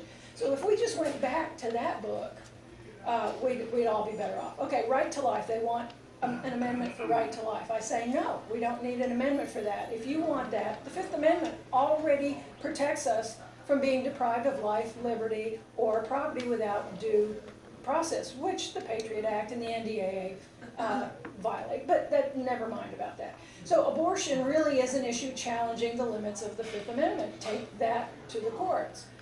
Term limits. I've been telling people for years and years, and probably some of you have heard me talk about this. We have the power of term limits. It's called fire them. It's called vote them out. Now, if the election process is corrupt, as Laura Presley has told us over and over and over again, then we need to fix that first. But then just vote them out. They want a balanced budget. Do you need an amendment for that? No. Just go to the people in office right now, and if they don't do that, if you want a balanced budget, you tell them you want a balanced budget. If they don't do it, you vote them out. Goes back to do our votes count? If they don't, then we need to fix that system, and then tell these people what we want them to do. Get rid of the Electoral College. Now, I'm not a big fan, but yes, technically to get rid of it, you would have to have an amendment. But for me, part of the main reason I don't like it is that some states allow the electors to just cast their votes any way they feel like it. So they don't have to vote according to the will of the voters in the popular vote. If they would just change their laws so that the electors are just figureheads casting votes allocated according to the popular vote, then that's done. That does not require an amendment. And to get rid of the Federal Reserve Bank. Now, I hear this said that way. We need to get rid of the Federal Reserve Bank. No, we don't need an amendment because, first of all, it's not federal. It has no reserves, and it's not a bank. The private Federal Reserve System was created in 1913 by the Federal Reserve Act. All we have to do is tell our people in Congress to repeal that act. They're in the process right now of repealing the Affordable Care Act. It's an act. It comes and goes. They can make it go away. So, in general, we have to ask ourselves, whenever we're faced with a situation, can we solve this problem in a smarter, more thoughtful, more measured way? We've got all this fertilizer, this crap coming in. Instead of spewing it back out of our mouths without filtering it, let's do something good. We can expand our compassion and empathy, or at least tolerance for other points of view. I started coming here to this group because I wanted to hear other points of view, and over time, the group kind of ran off the reddish people. And so I wasn't able to find out what they mean by small government and how small is small enough or big enough. And so we kind of tended to run off people who had different opinions, and that really disappointed me. So I say, try to find people of other opinions and listen to them carefully and compassionately. Practice talking to one another in person, read body language, hear the inflection of the voice, feel the emotions, and then translate that knowledge when we're interacting online, because I think of online communications as humanity-free zones, because people say things and do things online, in Facebook, and even in text and emails, that they never would do face-to-face with another human being. I say share ideas respectfully, ask questions, really listen, open your mind, see through other people's eyes, and negotiate mutually acceptable solutions. Find out where we are, what can we agree on, and get off of social media as far as I'm concerned. Quit listening to the TV so much, or the radio, or the alternative news, and think for yourself. Don't do like my friend. Don't just let the stuff come in and right back out of your mouth. Have original thoughts. Use original words. Do your own research. Come to your own conclusions. And when you see something wrong, tell the wrongdoers what the right thing would be. And most important, seek out commonalities and points of agreement with others, because those in control fear one thing. Anybody know what that is? Our unity. As long as we're fractured, as long as our egos are going 50 different ways, as long as we have 5 conversations in a group of 6 people, we are not unifying. That is our power that we're not using. That is what they're afraid of. And I love this quote. I thank Suzanne's group. When an honest man finds he's wrong, he either stops being wrong or he stops being honest. Now, but it's not enough just to know what's wrong. We need to know what's right in order to find a way forward. And I'll end on a quote from LaVoy Finicum: "It doesn't matter how it ends, it matters how you stand." And that's it.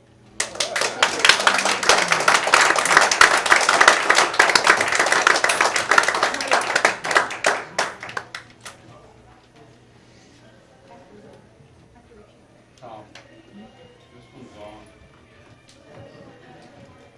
Hit the green light. Try it. It's not working. Good. It is working.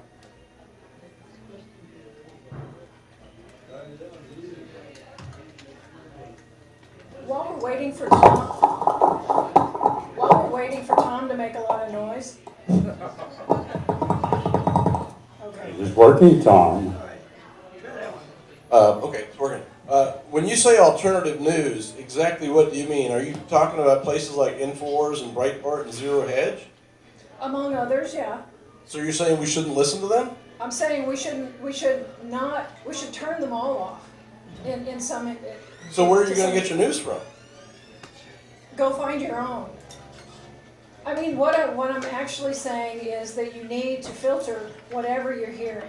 So don't, we have people who have CNN turned on all day long, or Fox, or Alex Jones, Infowars. Okay. So you need to filter all of this stuff, and you can't have a steady diet of it, and then you have no time left to just listen to something and then go research it yourself. Well, you got to get your information from somewhere. And I have real problems with CNN and the major media. Right? So I'd rather get it from Zero Hedge and Breitbart than them. What other sources are there? Okay, I'm not saying you turn it off completely. What I'm saying is you take it in small doses, and then you do your own research. So you don't swallow it whole and then spit it right back out without looking into it. When I see something, if I see something on major media, mainstream media, or on alternative media, and I do pay attention to both, but I don't immerse myself in it 24/7. When I hear a story, I look it up myself, I try to triangulate, and I try to find, here's the story, I try to find someone who's debunking the story, I try to find somebody who's debunking the debunking of the story, and I try to dig down and find the facts. Where did this come from? There was a situation, I don't know, about a week ago, where there was a statement that had come out and it was being passed around and it was showing up on all of those sites that you're talking about. But it showed up exactly the same way, the same quote, and I could not find the source for it.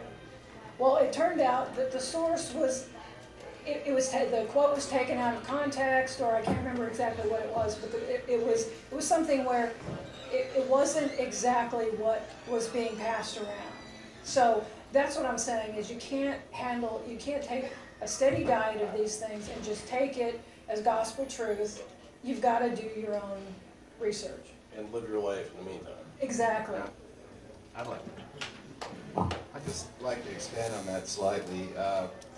What she's saying is you need to check out your news sources, but you need to digest it. Right.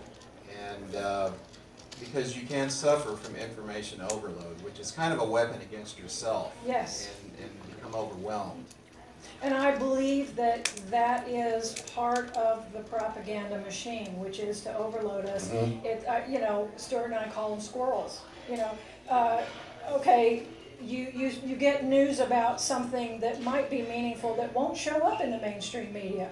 Boom, here's a squirrel. They come out with something, yelling it louder, and it's on all the news. They're trying to draw your attention away from that story. Well, on this latest bombing in Syria, I read an article and it seems pretty credible. We bombed an empty base.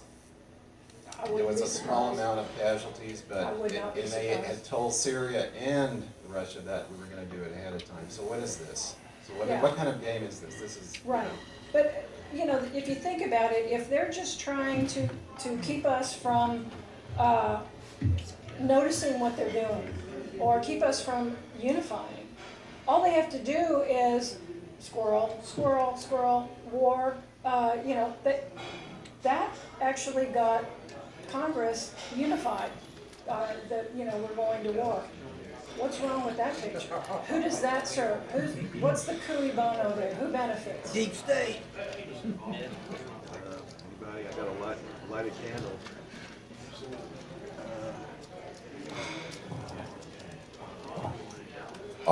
Lon Horiuchi, the FBI's favorite hired assassin and murderer of Vicky, what's her last name? Weaver. Weaver. I understand, is a 1976 graduate of the United States Military Academy at West Point. I believe he may be. Also heard, and I wonder if you could confirm this or read someplace, that he was such a hot commodity that they had to put him into a witness protection program. In your research, have you come across anything like that? No, you know, that's interesting though. I told Stuart that I was trying to find pictures of Lon Horiuchi and of Dick Rogers of the Hurt Team online, and I could not find one single image that, except for one that was like a newspaper clipping from his military academy days. Yeah. Neither one of them. I had to find a picture of the snipers from Waco. They were not identified, and pulled that picture of Lon Horiuchi. And then for Dick Rogers, I had to go to the C-SPAN video of the testimony on the trials. Well, you know more about researching that stuff than I do, but I'd be interested. I mean, if you could confirm that one way or the other. That's really interesting. It might be. I can understand how I remember at the time how volatile it was. People in Idaho were going to try, and I thought maybe they were going to have a midnight trial if they got frustrated by the federal government anymore. They were. But I think it'd be very interesting to track that down. That's interesting, and that fits with. I mean, I thought, well, okay, they're FBI agents. Maybe the FBI routinely scrubs Google Images and takes all of their agents' pictures off of. Well, scrubbing the image is one thing, but I mean that guy was radioactive hot. I think that he really could have had people after him. Yeah. Oh, yeah. I think if Randy Weaver could have gotten a hold of him, he had a bullseye on him. I want to encourage you, if you're a CNN watcher, which I doubt there's many in this group, but there is a YouTube video where they have the CNN broadcaster be like on the one side of Walmart, and they say, now let's go to our foreign correspondent, maybe they were in Israel. Right. And the way that we know that it's fake is behind the first correspondent, there was a van, a goofy looking like a psychedelic van driving behind the person. Right. 15 seconds later, on the other side of the building, the Walmart building, in Israel or wherever that wherever they were, you could see that same van go right behind them. So. Right, and that happens all the time. We cannot trust our media, period. I just got off the phone with Ron, which is Clive Doyle's one of the survivors Yes. of Waco, his friend. They are going to have a memorial down at Mount Carmel, put in GPS, Double E Ranch Road. The memorial service will start about 10, and afterwards, On the 19th? on the 19th, I'm sorry, it's a Wednesday, the 19th of this month, April. And after they read the names and several speakers and whatnot, we'll all go fellowship at a local restaurant. So I'd encourage y'all to come down and meet these folks. Yeah. Just listen to what they have to say, walk the grounds. Reality sets in. If you haven't been there, please come out. These are some good people. Thank They you. are, yes, I agree.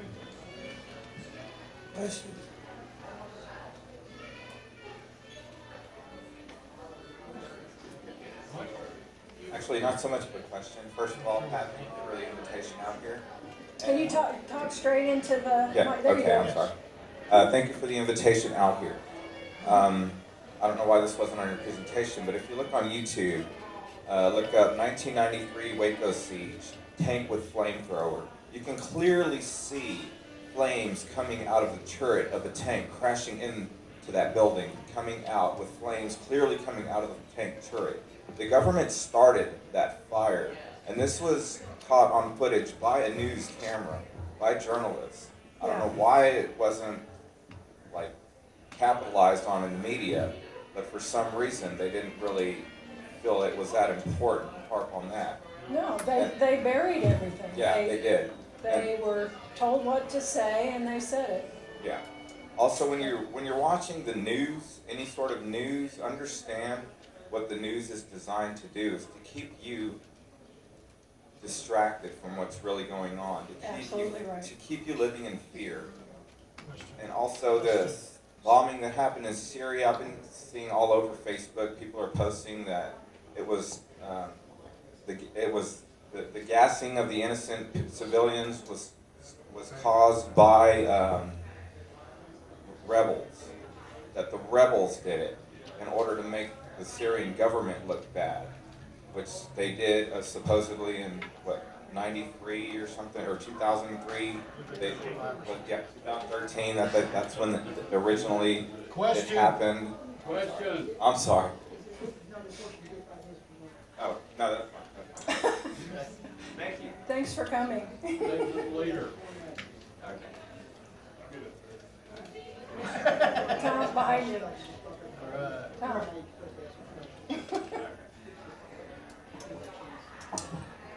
Regarding Vince Foster's demise, do you know if there's an autopsy, or if you ever seen it in the records? I've seen the autopsy.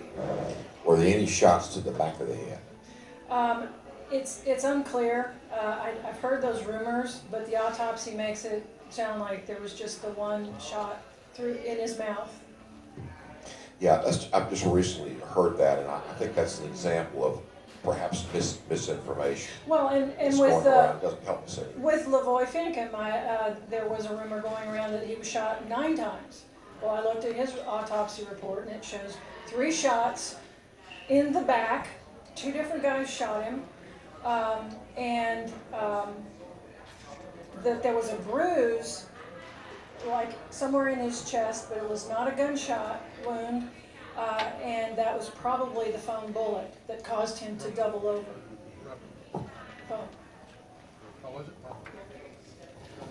Yeah, and Foster was left-handed. The gun was found in his right hand. That's right.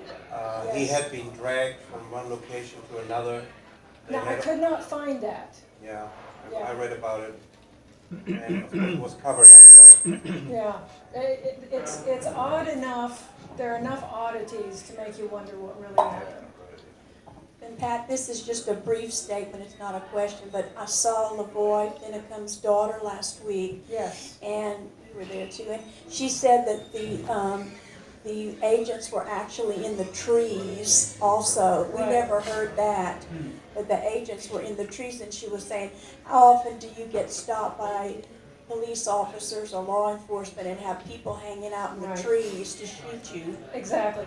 And one of our friends pointed out that someone who was defending the government in the Finicum shooting referred to agents that they had off on either side of the road in the woods to catch squirters. They call them squirters. Now, this is a term apparently that comes from like drone operators who have these cute little terms. They're so removed from actual humanity when they're killing people with these drones. They're sitting there playing a video game.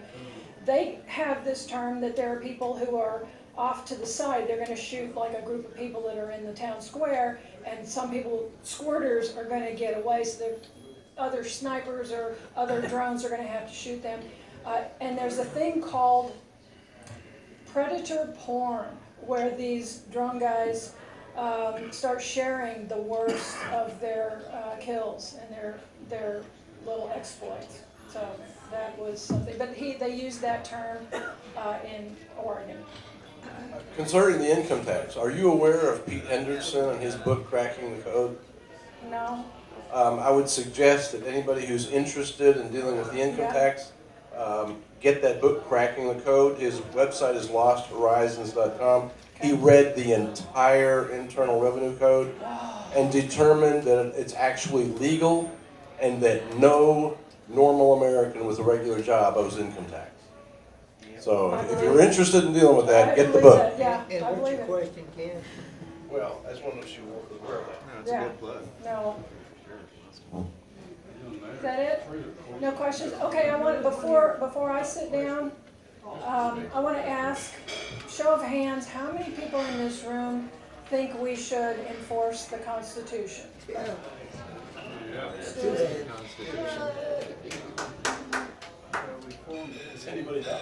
All right, how many think we should not, or you're not sure?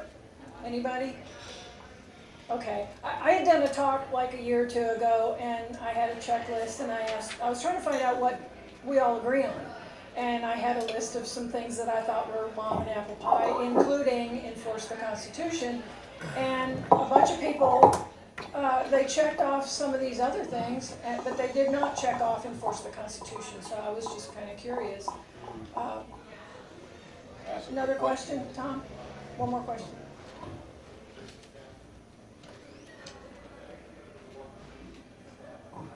It sounds good to say you want to enforce the Constitution, but here's the second question. Which Constitution do you want to enforce? So you could get Sotomayor and Ruth Bader Ginsburg and all the other liberals to say they believe in supporting the Constitution, but they believe in supporting a living Constitution. Hey, what? Living Constitution. Whatever you want it to mean. Yeah. No, and not as interpreted by the Up and courts. down the track. Okay, am I off the hook? Okay.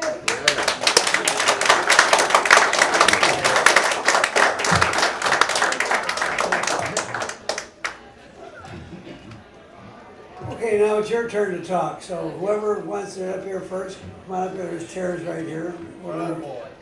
And you get to respond to what the speakers had to say for or against, so you got 5 minutes. I just have a couple of things. The first, thank you for pointing that out about the video that's available. I was watching live that morning about Waco, and I saw that tank that had crashed into the building, pulling out, shutting down its flamethrower. The flames were still coming out about 15 feet in front of the tank until it was shut off. They set that building ablaze. What happened to the sound? It's too loud. Well, there it is. Okay. Anyway, well, there it goes again. They set the building on fire. The federal government did with their tanks. This thing is going on and off, I think. We can hear you. Well, okay, I'll just yell then. No, don't yet. We can hear you fine. You know, usually if someone comes out publicly and makes a false statement about somebody, that's defamation of character. It's either slander, or if they write it, it's libel.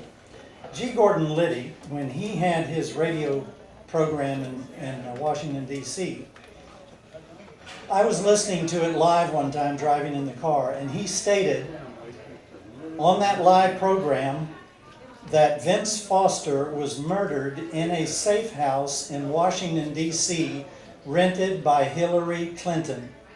He stated that live, and there was never another word said. Now, If it were not true, don't you think he would be in a lawsuit real fast? They covered it up as fast as possible. Concerning the 16th Amendment, some years ago I read that some people had done a thorough investigation going to every single state, and they found out that it had never been properly ratified. It never did become an amendment to the Constitution. It's always been illegal. And the Internal Revenue Service, personal income tax under the Constitution is completely illegal. The government has never run on our personal income taxes. Our personal income taxes feed the interest on the phony national debt because the government borrows from that private bank, the Federal Reserve System, rather than having the Treasury just print its own bills, like it did before the act happened.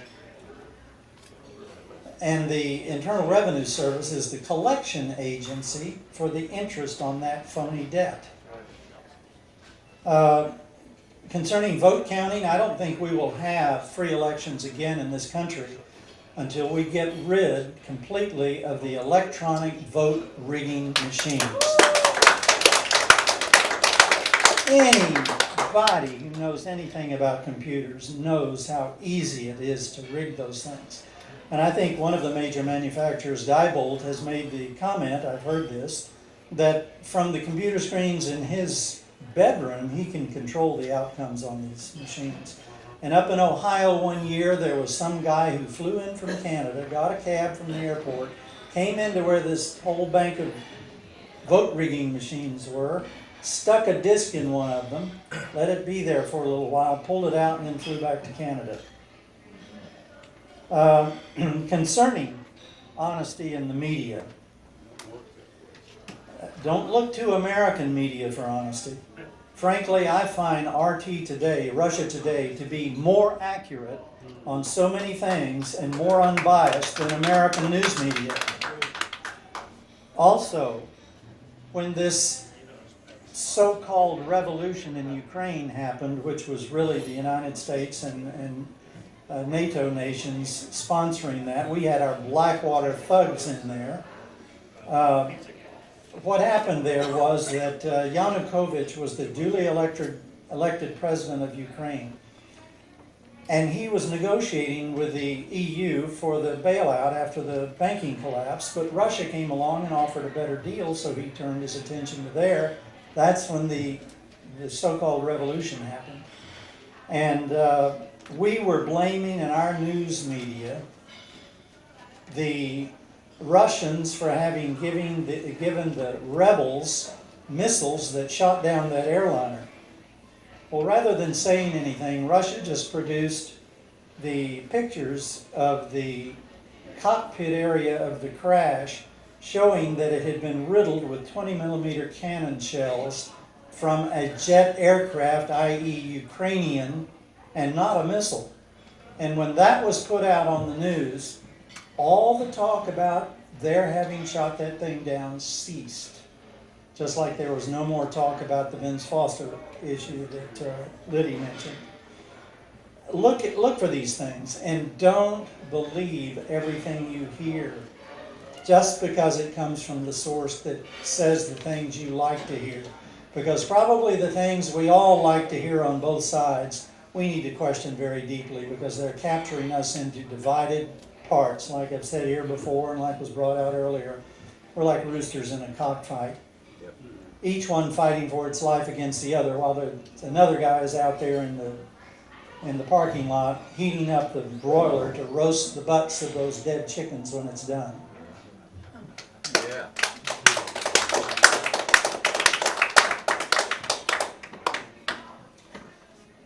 Howdy, my name is Robert Beverly. I came to support Stu and his wife on this project because we've kind of melded in quite a few different subject matters. I'm a little more attached to this circumstance than most people as far as the Malheur Refuge and the Bundy Ranch. And last week in their trial, it's going on right now in Nevada, they referred to us, or they referred to people that were not involved. They did not brandish weapons. They weren't even carrying them. They referred to them in the court as unindicted co-conspirators. Okay? The ramifications of that term is extremely far-reaching. I'm the commanding officer of the Texas State Militia, Phoenix Unit. We serve North Texas. I take it very seriously. I'm an artist, for God's sake. I have some very nice work in the Metroplex. I've done everything from the JFK Memorial to we just finished doing a lot of work over at the old municipal building. So I'm not a flake. But about 5 years ago, when we realized that 90,000 acres of land were going to be taken away from ranchers along the Red River, I just kind of started going, you know, we were protest on the bridge over in Arlington, and I realized just how ignorant I was. And I had a brother that's a professor of law, and I don't know the law. And I said, wow, I have got to start learning the law. And one thing after another, and I joined the militia, and got together with a unit that they're a bit subversive. They don't want to take a ham radio license because they're afraid of the FCC being able to come into their home at any time, or any type of licensing. My unit, I expect them to have licensing. As a matter of fact, I am the first in the history of our United States to form what we would consider to be a regulated militia. Why? Because I own a security company. And all of my unit members are going for their level 4 security by the state of Texas. It's the highest level that you can. It's called a personal protection officer. Well, then we all have to go through the FBI background checks to have those licenses. Okay? But back to the Bundys. Yes, we sent monitors.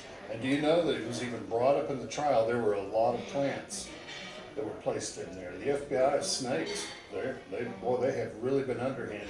But the biggest problem that I want to point out through this is that what if I go up to the BL? Now, my understanding, they're in court right now over the 90,000 acres. Are y'all familiar with that up on the Red River? Are y'all familiar with that at all? No. Yeah, oh gosh. The BLM is pulling their same crap. Oh, by the way, are you familiar with the property clause in the Constitution of how much land the federal government is supposed to own? Explain, very much. explain, put it on the record. Well, okay. I want to quote this. But it is, the government is only entitled to 10 square miles around the Capitol, forts and ports at the approval of the states, and that is all. That's it. Why is there a BLM? BLM controls 30% of the United States right now. 30% of the land mass in the U.S. Okay, they have got, there's no reason to exist. The states should have that control, not the federal government. Now, we fast forward that, and here's the dilemma that I'm in. I'm a good person. I follow the law. I have a nice business. I have a lovely wife. Why am I doing this? Because I don't sit back and wait for something to happen. I'll be damned if they're going to take us.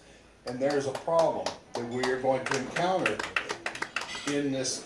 If BLM, right now, the BLM is in court, and they just realized that they may, oh, I'm sorry, I need to describe that.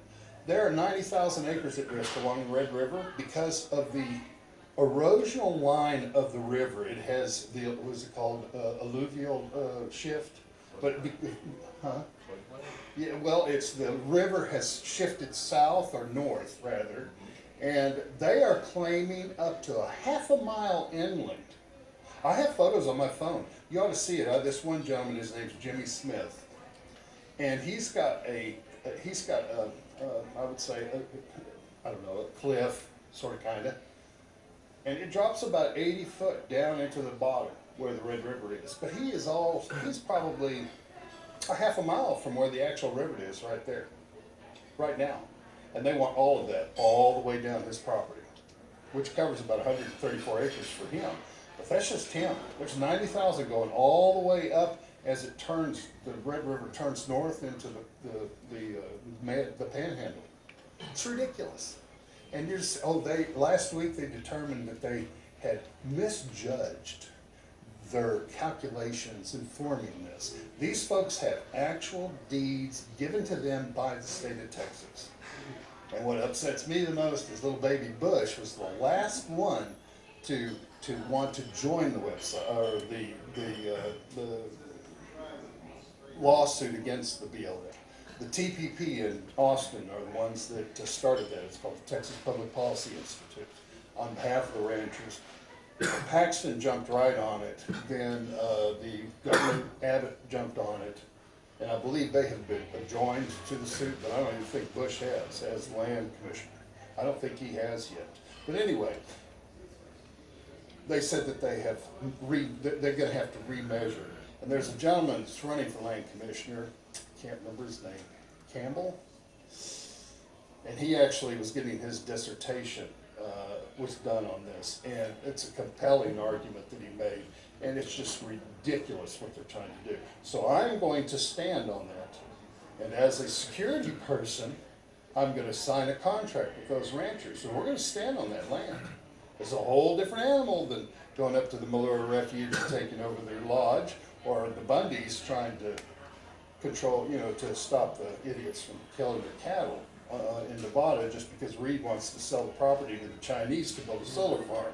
You can do the research. That's what it is. Yeah. I said Reed, didn't I?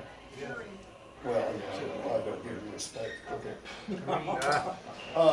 But anyway, we're going to be standing there. And here's the biggest point, and it's sad, but here's the point that I've made to my members. If they can come after us, if they have such a long arm, whether we do it by the book or not, then if we make that commitment to go up there, we've got to know that that commitment is going to turn into a fight. Because if they can get us and put me in jail afterwards, then you're going to have to shoot me, because I won't go down. That's sad. I do not look forward to that decision, but that is one that, because no one following the law these days, and Navarro, the judge that's handling that trial in Nevada right now for the Bundys, is misconstruing every possible law there is on the books. I'm sure it will be appealed, but while it's appealing and they're playing their games, these folks are in jail. Okay. Oh, and here's a patch. I told you I was part of this. I designed this patch for them. You're welcome to pass it around. They are available for sale. The proceeds go to the family. But this is the symbolic message behind that patch. Here's some cards. I can throw those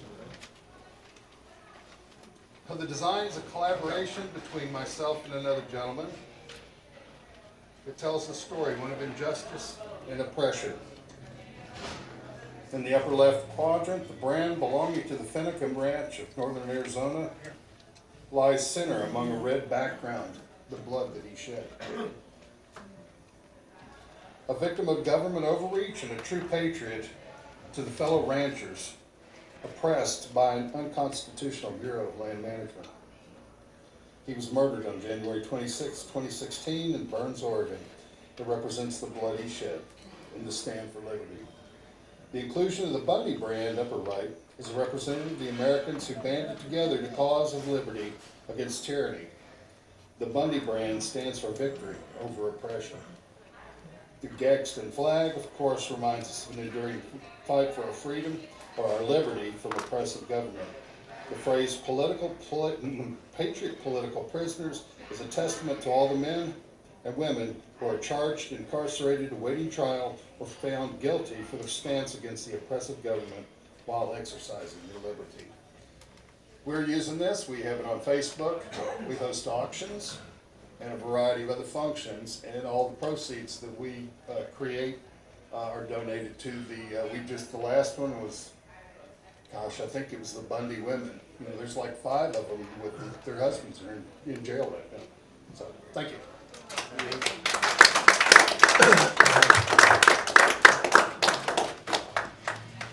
The question we're dealing with here really is, how do you make the government behave like it was intended to behave and represent we the people and not the other people? It seems there are human tendencies that reappear over and over and over again. And one is the desire, I'm sure we've all seen it, like Dick Armey's a good example. When he went to Washington, he was really for the people and, and slept in the gym, like roughing it and all that kind of stuff. And 30 years later, he's just one of them. Seems like there's something in the water. And I believe that is because money and power have a corrupting influence on the human psyche. And politicians are probably more subject to that than anyone else. So the question is, how do we change that? And one of the things I'd like to point out is that over the years, you can go back many, many years, and people have done what they could. Written books, given speeches, applied their influence in different ways. And all of that is cumulative. Because everything that we're doing here rests on work that people have done before us. So a lot of those people have done their work, written their books, made their speeches, written their papers, tried to influence people, thinking that it wasn't making much of a difference and probably didn't see much of a difference.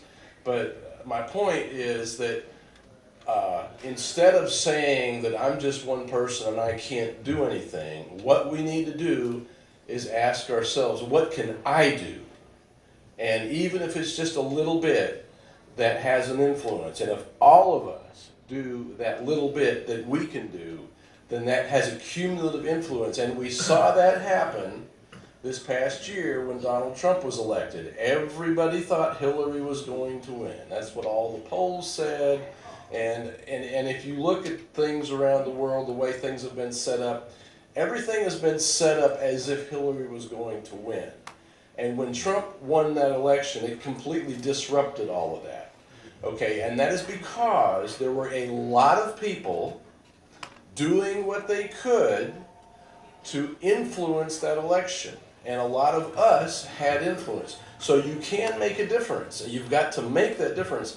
And just to say, if you sit back and ask yourself the question, why are there all of these law enforcement people who are sworn to uphold the law and protect the public doing these horrific things like shooting Vicki Weaver,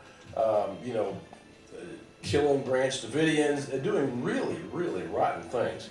I'd say there's a few influences. One, they're getting paid a lot of money. They're not doing it for free. They're getting paid a lot of money. Number two, they don't have a conscience. Anybody who has a real conscience is not going to do those things, okay? So they're getting paid a lot of money, they don't have a conscience, and they don't believe they're ever going to be held to account. In other words, there's no real law enforcement. And part of that is crooked judges. Judges that are also being paid a lot of money. And one of the things that's going on underneath all of this is pedophilia. If you'll notice, whenever there's a story about pedophilia, it always gets shut down. Just this Pizzagate thing, when David Seaman started doing a lot of stuff on that, and even Ben Swan, all of a sudden their videos disappeared. And they may have taken that off voluntarily, but you can bet that somebody leaned on them pretty hard. Because the pedophilia thing, I think, is the Achilles heel of the power elite, because they're all into it. Republicans and Democrats and anybody else that's up there, pulling strings, is into that, and they know that if they ever get exposed publicly, that's going to bring them down. And one good thing about Trump being in office is the Justice Department is now arresting pedophiles by the hundreds. And I think they're up to 3,000 or something right now. And the media doesn't talk about it a bit. Wonder why that is. Well, they say it doesn't exist. Yeah, right. but anyway, what I wanted to say was that we can make a difference if we each do what we can. You don't have to do something you're not prepared to do, or you don't have the power to do, or anything like that. What you have the power to do, to influence what you can, do what you can, and that will have a cumulative effect on making a change. And we demonstrated last year that we can make a big change, and we need to keep it up.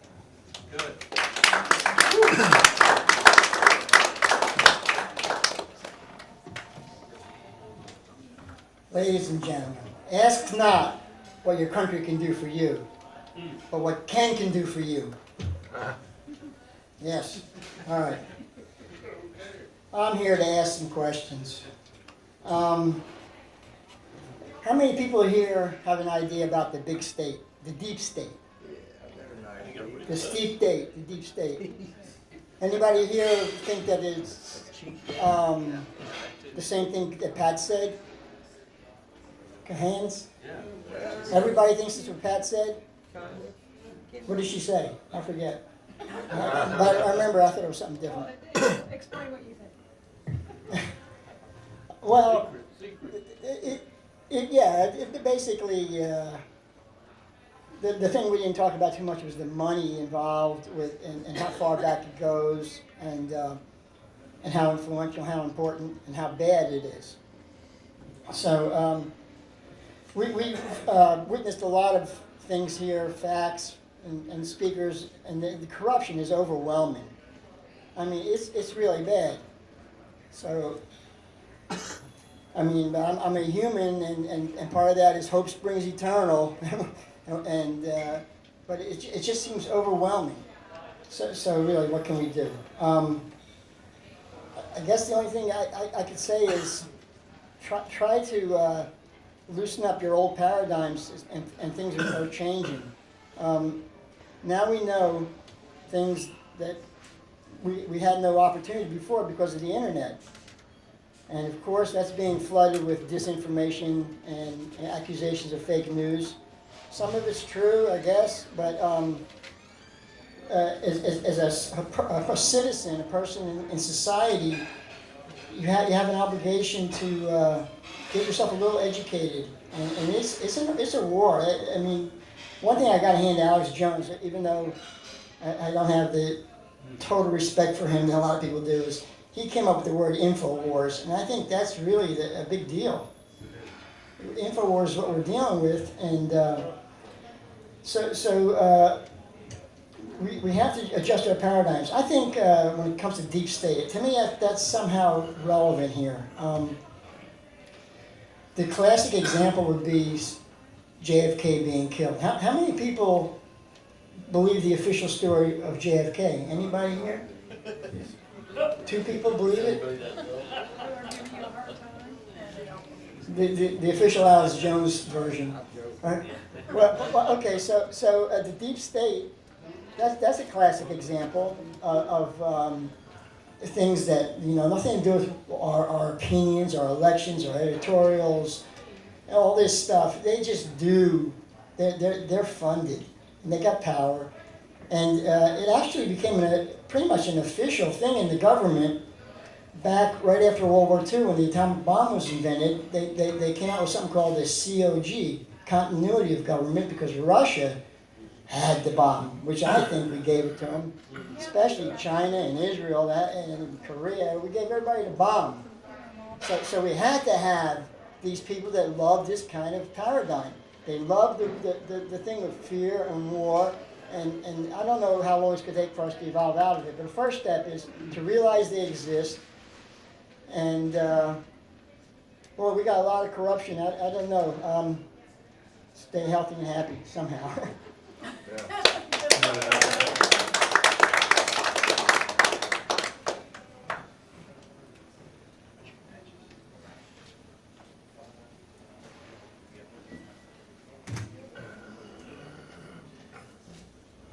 I want to thank Pat for her wonderful presentation. Yeah.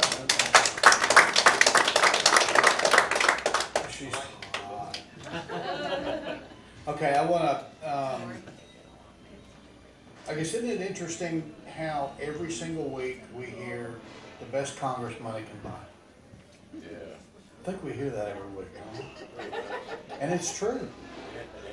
Because we're a fascist company. The corporations and the banks own everything. We don't own our house, we don't own our car, right? So, the Democrats are owned, the Republicans are owned. I don't have any faith in Donald Trump. I'll believe it when I see the arrests start. I think he's phony and fake. But I'm hoping better than Hillary, though. Yeah. I think. Okay, so now we're bombing Syria, and now we're going to go to war. Fantastic, isn't that sweet? Okay, so let me get off of that and just say I want to promote Brad is handing out these things about political prisoners. We've got political prisoners in our country. Yeah. Brad's speaking out about it. Robert, man, he's involved. He's after the BLM. You know the BLM is completely unconstitutional. Yeah. I mean, they shouldn't even exist, and they're just taking over stuff. It's a UN Agenda 21, I guess. Yeah. So deep state. My challenge, and then jury nullification. All of us can get involved in something. Yep. Just pick one thing: jury nullification, or gun vote fraud, or whatever. I mean, just find one thing. 9/11. I mean, the official story of 9/11 is complete fiction, isn't it? Of course. Yeah. Absolutely. Is it? I mean, really? Completely. 19 hijackers and... Okay, but 6 of them are still alive. Yeah. Yeah, one's a cab driver. Those planes that hit the World Trade Center didn't have windows. I mean, the list just goes on and on and on, and I'm not here about 9/11, but I guess that's what I want to do. I want to promote. Get involved with Bob. If you can't, if you don't know how to reach him, just remember tx911truth@gmail. Right? tx911truth@gmail is the email you can get us, and we'll forward your stuff. I mean, maybe we need a central website, a central hub website thing where we can all reach out and find something to do, something to get involved in. Maybe we need to create that. Maybe that's what we'll do. Yeah, get involved. John Birch Society is warning and warning and warning and warning and warning and warning and warning and warning and telling the truth about the Constitution. People hate them, but they don't even know what they stand for. They don't even know anything about them. Okay, so I guess that's what all I've got to say is get involved with Bob, get involved with Brad, ask Robert more. There's an NT 9/11 group. There's all kinds of stuff that people can do and get involved with, more than just watching a friggin' ball game. They put 120,000 people in AT&T Stadium to watch wrestling. Wrestling. And they believe it's real. And they're carrying signs and screaming and hollering and cussing at the guy they don't like, and it's a show. It doesn't matter what happens to Tony Romo or the Dallas Cowboys or the New England Patriots or any of that. None of it matters. If they come after you, are we going to round up? You know, they just want to charge you with some stuff and just plant something on you. Are we going to help you, or are we just going to, well, yeah, I kind of knew that about him. You know, he was looking kind of spooky to me. Okay, so let's get involved in something. Just pick one thing. That's all I got. Yeah. Something came to mind, a book. I don't know if anyone has ever read the book Shadows of Power. It talks about the CFR, the Council on Foreign Relations. How many of y'all heard of that book? Okay, I would encourage you to go get this book. After World War I, they wanted to start the League of Nations, and it failed because America stood up and said, no, we're not going to have that. So J.P. Morgan started a think tank, and that thing has evolved into a huge monster. This book talks about that, lists a lot of the members. Ted Cruz's wife is a member of CFR. This is scary stuff. It's Democrats and Republicans. Monsanto, Shell Oil, it's ridiculous. But anyway, Shadows of Power, you can get it on Amazon or on JBS, Shadows of Power. It's a great book.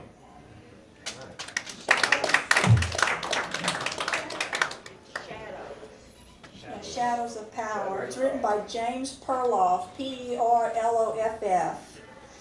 I'm going to just address one quick thing that I think JR well, he moved, he was sitting over there, addressed about these people, there he is in the back. Said about war, and now these people want to create wars. I hope I have your name right, I'm sorry, I don't know. But, what is it? JFK. Okay, yeah, I know you're always telling me it's something different, that's why I don't know who you are, but I know your face. But in the 1950s, 1953, the Reese Committee was formed in Congress to actually study these tax-free foundations like Rockefeller Foundation, Carnegie Institute, J.P. Morgan, all of these people. This is the deep state, if that's what you want to call them. I call them the shadow government. But anyway, a woman by the name, I can't think of her last name, but she was an attorney named Catherine, I can't think of her last name. Does anybody know her name? No, it wasn't Catherine, no. But she was tasked by the Reese Committee to go to the Carnegie Endowment for International Peace. You know, these people that promote peace, it's like, you know, perpetual war for perpetual peace is what they're really after. And she went to the Carnegie Institute and talked to the head guy, and he told her, go ahead and look at all of our records. You can go in and look at all of them.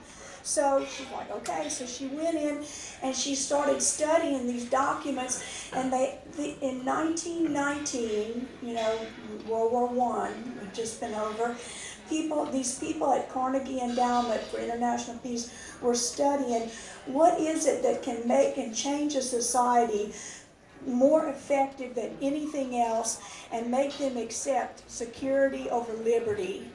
And they came up with war. War was the thing. Now, this attorney was so shocked that Americans were doing this to their own people. She actually ended up in an insane asylum. It just blew her mind. She couldn't believe that super rich people like this that she thought were capitalists were doing this to their own country. So I just wanted to make that as a little side note. But my main thing was to talk a little bit, thank you so much, Pat, for bringing up about this Convention of States Article 5 Convention. The proponents, the people that are pushing for this, their major thing, well, they have a lot of things, but they're pushing for a balanced budget amendment. I'm sure y'all have heard that that's the major push. Let's balance the budget. It's impossible to balance America's budget with the Federal Reserve in existence. So, you know, and these people are just nothing but phonies, and not the people in the grassroots people. I think a lot of them are really good Americans like us that just want to, you know, do something to fight the overreach of the federal government. But the people at the top doing this know exactly what they're doing, because not one of them mentions, let's get rid of the Federal Reserve. That will help balance the budget a lot. Yeah. And also, too, if anybody here is on the fence about this, go look at every balanced budget amendment that's written by the Convention of States, Wolfpack, Countermand, Compact for States, any of them that have a balanced budget amendment. I doubt that Wolfpack has one, but every one of them states that Congress shall balance the budget in the absence of a national emergency. That catch clause is in there, in the absence of a national emergency. When is the last time you can remember America was not under a national emergency? We have been under a national emergency on and off for years, but since 1979, we have been under a national emergency. So this gives them a loophole to Congress right there that they don't have to balance the budget. So this is a farce and a phony and a lie, people.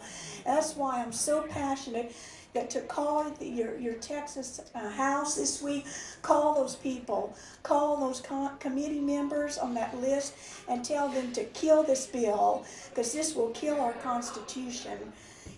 Once these delegates get in there, and it's who the delegates are that is going to decide this, and I guarantee you plenty of them are going to be of the ilks of Nancy Pelosi and those kind of people.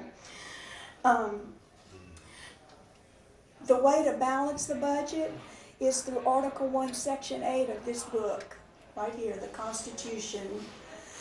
Article 1, Section 8 are the enumerated powers, and it's a list of 18 things that the federal government can do, and that's all they can do, no matter what they all say with the necessary and proper clause and all that. It's 18 enumerated powers.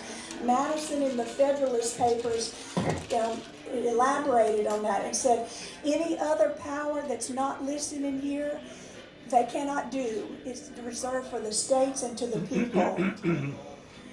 Also, that necessary and proper clause. Everyone, I would just say to you, learn this. Could you take a test on this today and pass? Do you know how many amendments there are to the Constitution? Do you know the 10 amendments, the first 10 amendments? Can you name them?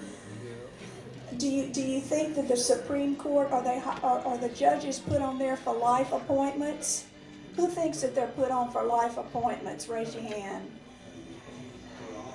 They are not put on for life appointments. We have been sold that. That's a lie by the media, and you keep repeating it enough, and you see even some of us that are conservative buy it. It says they're in there only on good behavior. What is good behavior? Meaning they follow this, and if you don't follow this Constitution, you're out of there. Congress can kick every one of those Supreme Court judges out. They can kick every federal judge out at the drop of a hat. And by the way, we don't have to listen to 5 men who in black robes in Washington who decide what we're going to do. They don't make the law. Article 1, Section 1, the first thing says that all legislative powers will be vested in a Congress. Congress makes the laws. The judiciary was meant just to decide on a certain case. On that case, they make the decision. They don't decide on a case and 310 million people listen to it.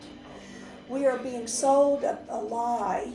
So we need to stand up and learn this so that we know, we say, no, we will not follow that. We will not listen to what these unconstitutional judges are telling us.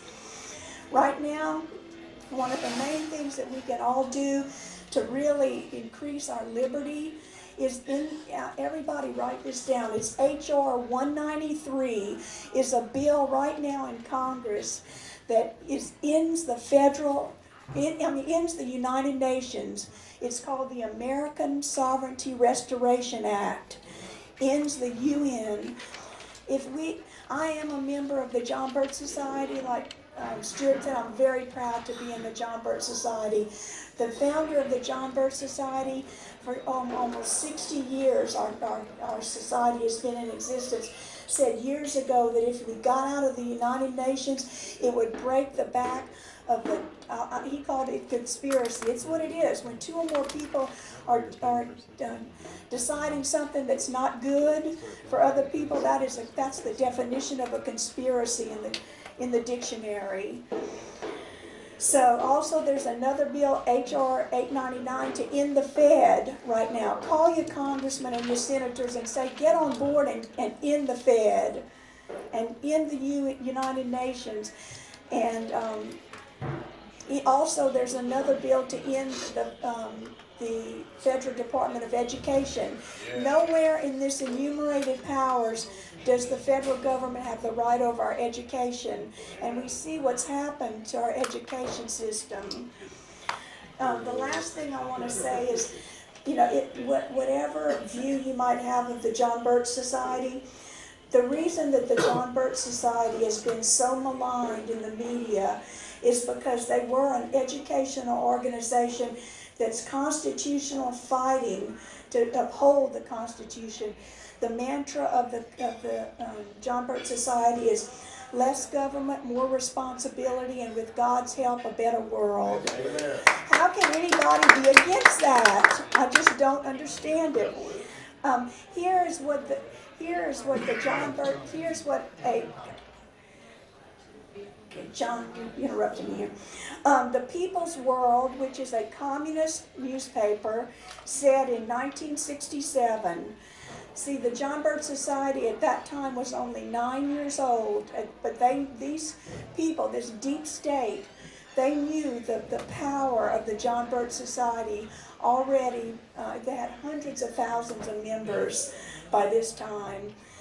This is what the communist newspaper in California, People's World, said about the John Birch Society March 16th.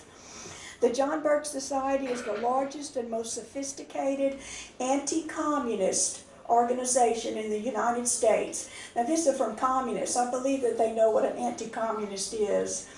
The right is a seething mass of over 4,000 organizations, bewildering in their titles, aims, and diversity. But of all these groups, only some 30 distinct organizations appear to be of national importance, and the prime one is the John Birch Society. That's why the John Birch Society was so maligned. They didn't want people to get involved and fight against this deep state. Thanks.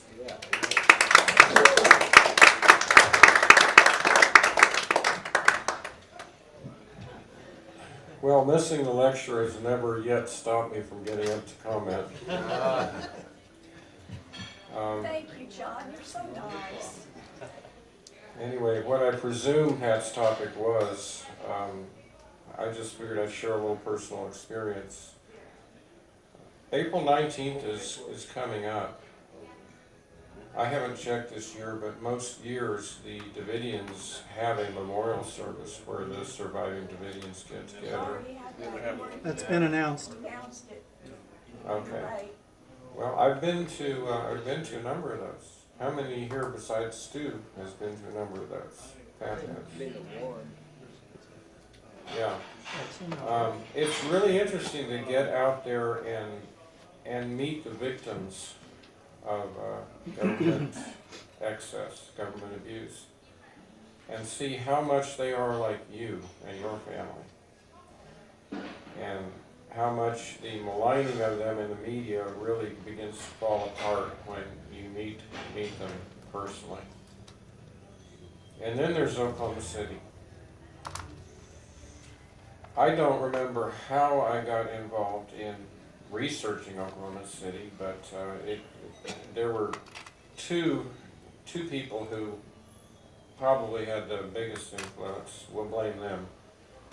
Charles Key, at that time Oklahoma Representative Charles Key, and a rancher who ran an operation called Oklahoma Stallion Station, named Hoppy Heidelberg.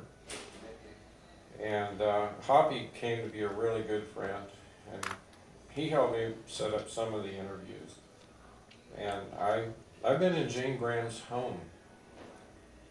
I've interviewed Jane Graham, some of the other victims of the Oklahoma City bombing. Heard the stories of parents of those who perished, and it's really an awesome thing to get right in there with the evidence and find out that the story you were told by the media, even just a day, maybe an afternoon after the event, is nothing like what really happened. And if nobody mentioned Carrie Gagan, did anybody mention Carrie Gagan? Gagan was an undercover informant with a letter of immunity from the Denver FBI office to work undercover in a terrorist cell planning the bombing of federal buildings. His letter of immunity was dated September 14th of 1994. He informed the feds, he documented everything he was doing. He was taken into the Murrah building and asked his advice on where to plant charges. And he was reporting all this to his federal contacts. He finally, after he wasn't getting callbacks, he finally tracked down one of them, some guy named Daniel, and he said, "Are you guys on this? Are you going to shut this thing down?" Daniel said, "Yeah, we're on this. We're on this." And then the building blew, or at least half the building blew. Actually, the intent was to bring the whole thing down. And then the witnesses I interviewed would not have survived. But somewhere back in my archives, buried somewhere, is a 2-hour and 37-minute documentary I did years ago on the bombing of the Oklahoma City Murrah building. And it did include both an interview with Kerry Gagan and a deposition he gave. A talk given by Charles Key at the John Birch Society here in Dallas. And some other footage of people putting things in perspective. Hoppy Heidelberg was the grand juror, in case nobody mentioned it. The grand juror that was thrown off of the jury because he asked for witnesses on John Doe number 2. So, folks, yeah, there's nothing that keeps any of you from getting more involved when you see wrongdoing going on and trying to get to the bottom of it or help others get to the bottom of it. And there are consequences, there is blowback, but what's the option? What's the option? Letting it just go on, living in a society where government has free reign and does whatever it wants with no accountability?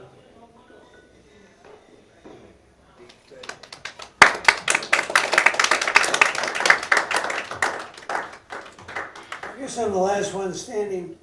I want to thank our speaker. I think she did a terrific job. That's all. Thank you.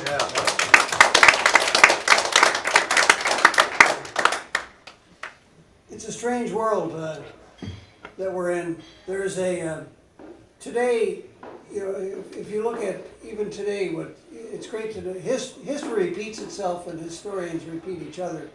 But today, I noticed that we just bombed Syria, and the president, 3 days before he bombed Syria, he was not for bombing Syria.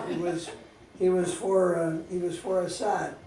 Now, if you were Assad and someone was finally for you after all these years, do you think you'd put out poison gas? I don't think so. And the Russians and the people of Syria said, the regime in Syria said that the Syrian gas or whatever was released because of some bombing they did. In other words, the opposition held the Syrian gas and it went off. So that's being investigated now, supposedly. They want the Americans not to chair the investigating unit. That's part of what the argument is now. And also there's another argument that we started a war that we're not supposed to start because Congress didn't authorize it. I can remember when, the Gulf of Tonkin, that happened. I can remember when Bush was president and he wanted a resolution passed. Henry Hyde was chairman of the House Internal Relations Committee. I ran against him. And he wanted to he passed a resolution to give Bush the authority to go to war in Iraq based on the supposition that he needed that authority to strengthen his hand negotiating with the UN. Well, I would scream my head off that Congress declares war, not the president. You don't give him that authority, he might use it. Well, they gave it to him, and 6 months later we went to war. And a lot of people had egg on their face, including Hillary, for giving that authority. But here we are today, and we have a president who has a knee-jerk reaction in many respects, and which is unfortunate. But in 3 days' time, he changed completely. So he saw some kids getting killed and things, horrible things, but he never got down to who is to blame for that. And I suggest that it may just be this time that those munitions were buried where they were, and when they bombed them, the gas took off. And I believe that all the sarin gas that was supposedly under Assad's control has been removed from the state, supposedly. And this is still there. How did that happen? Well, maybe it was there from where the opposition had it. But I think that in time, this may come back to haunt us. So it's something to keep your eye on. And keep an open mind, like Pat said, look at all sides of a question and try to understand things as they really are, not as people attempt to tell you that they are. So that's all I have to say. You have the response now.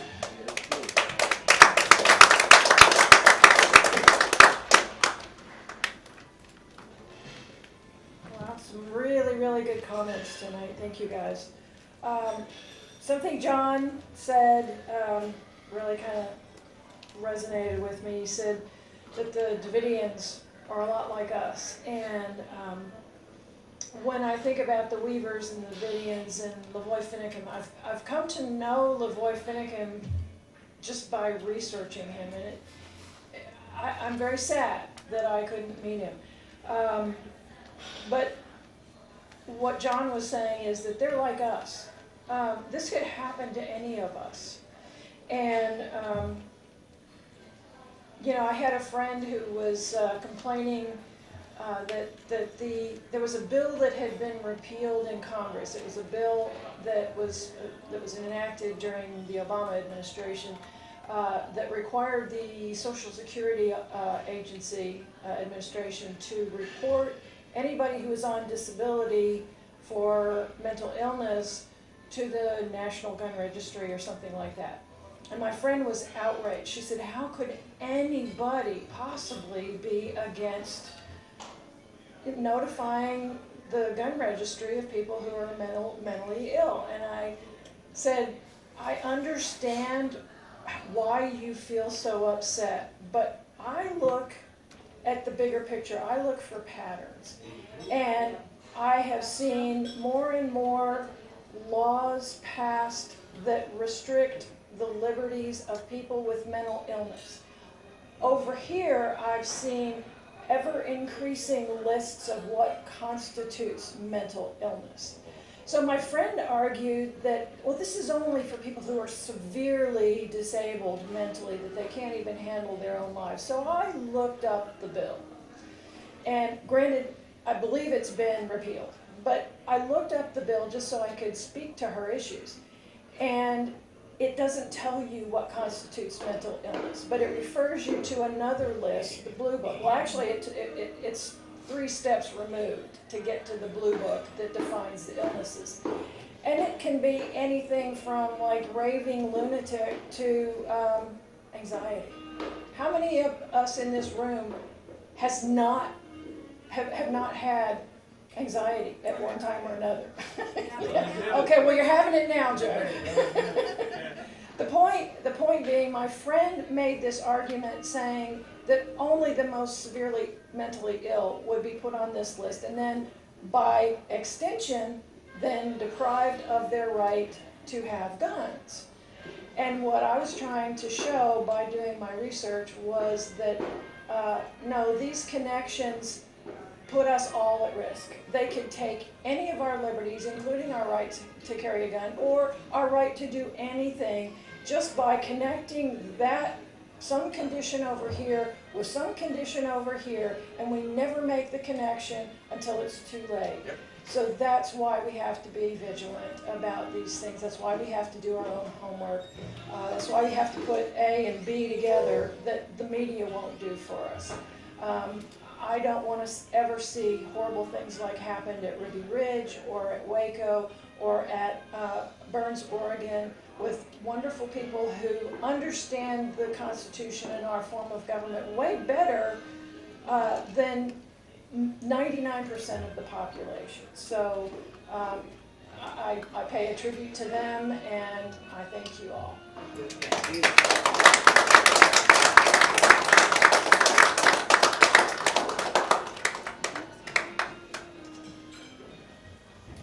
Well, that's it for tonight. They kick us out of here at 10:30. Our speaker is here if you want to talk to her, and we'll see you next week. So that's it for the formal meeting.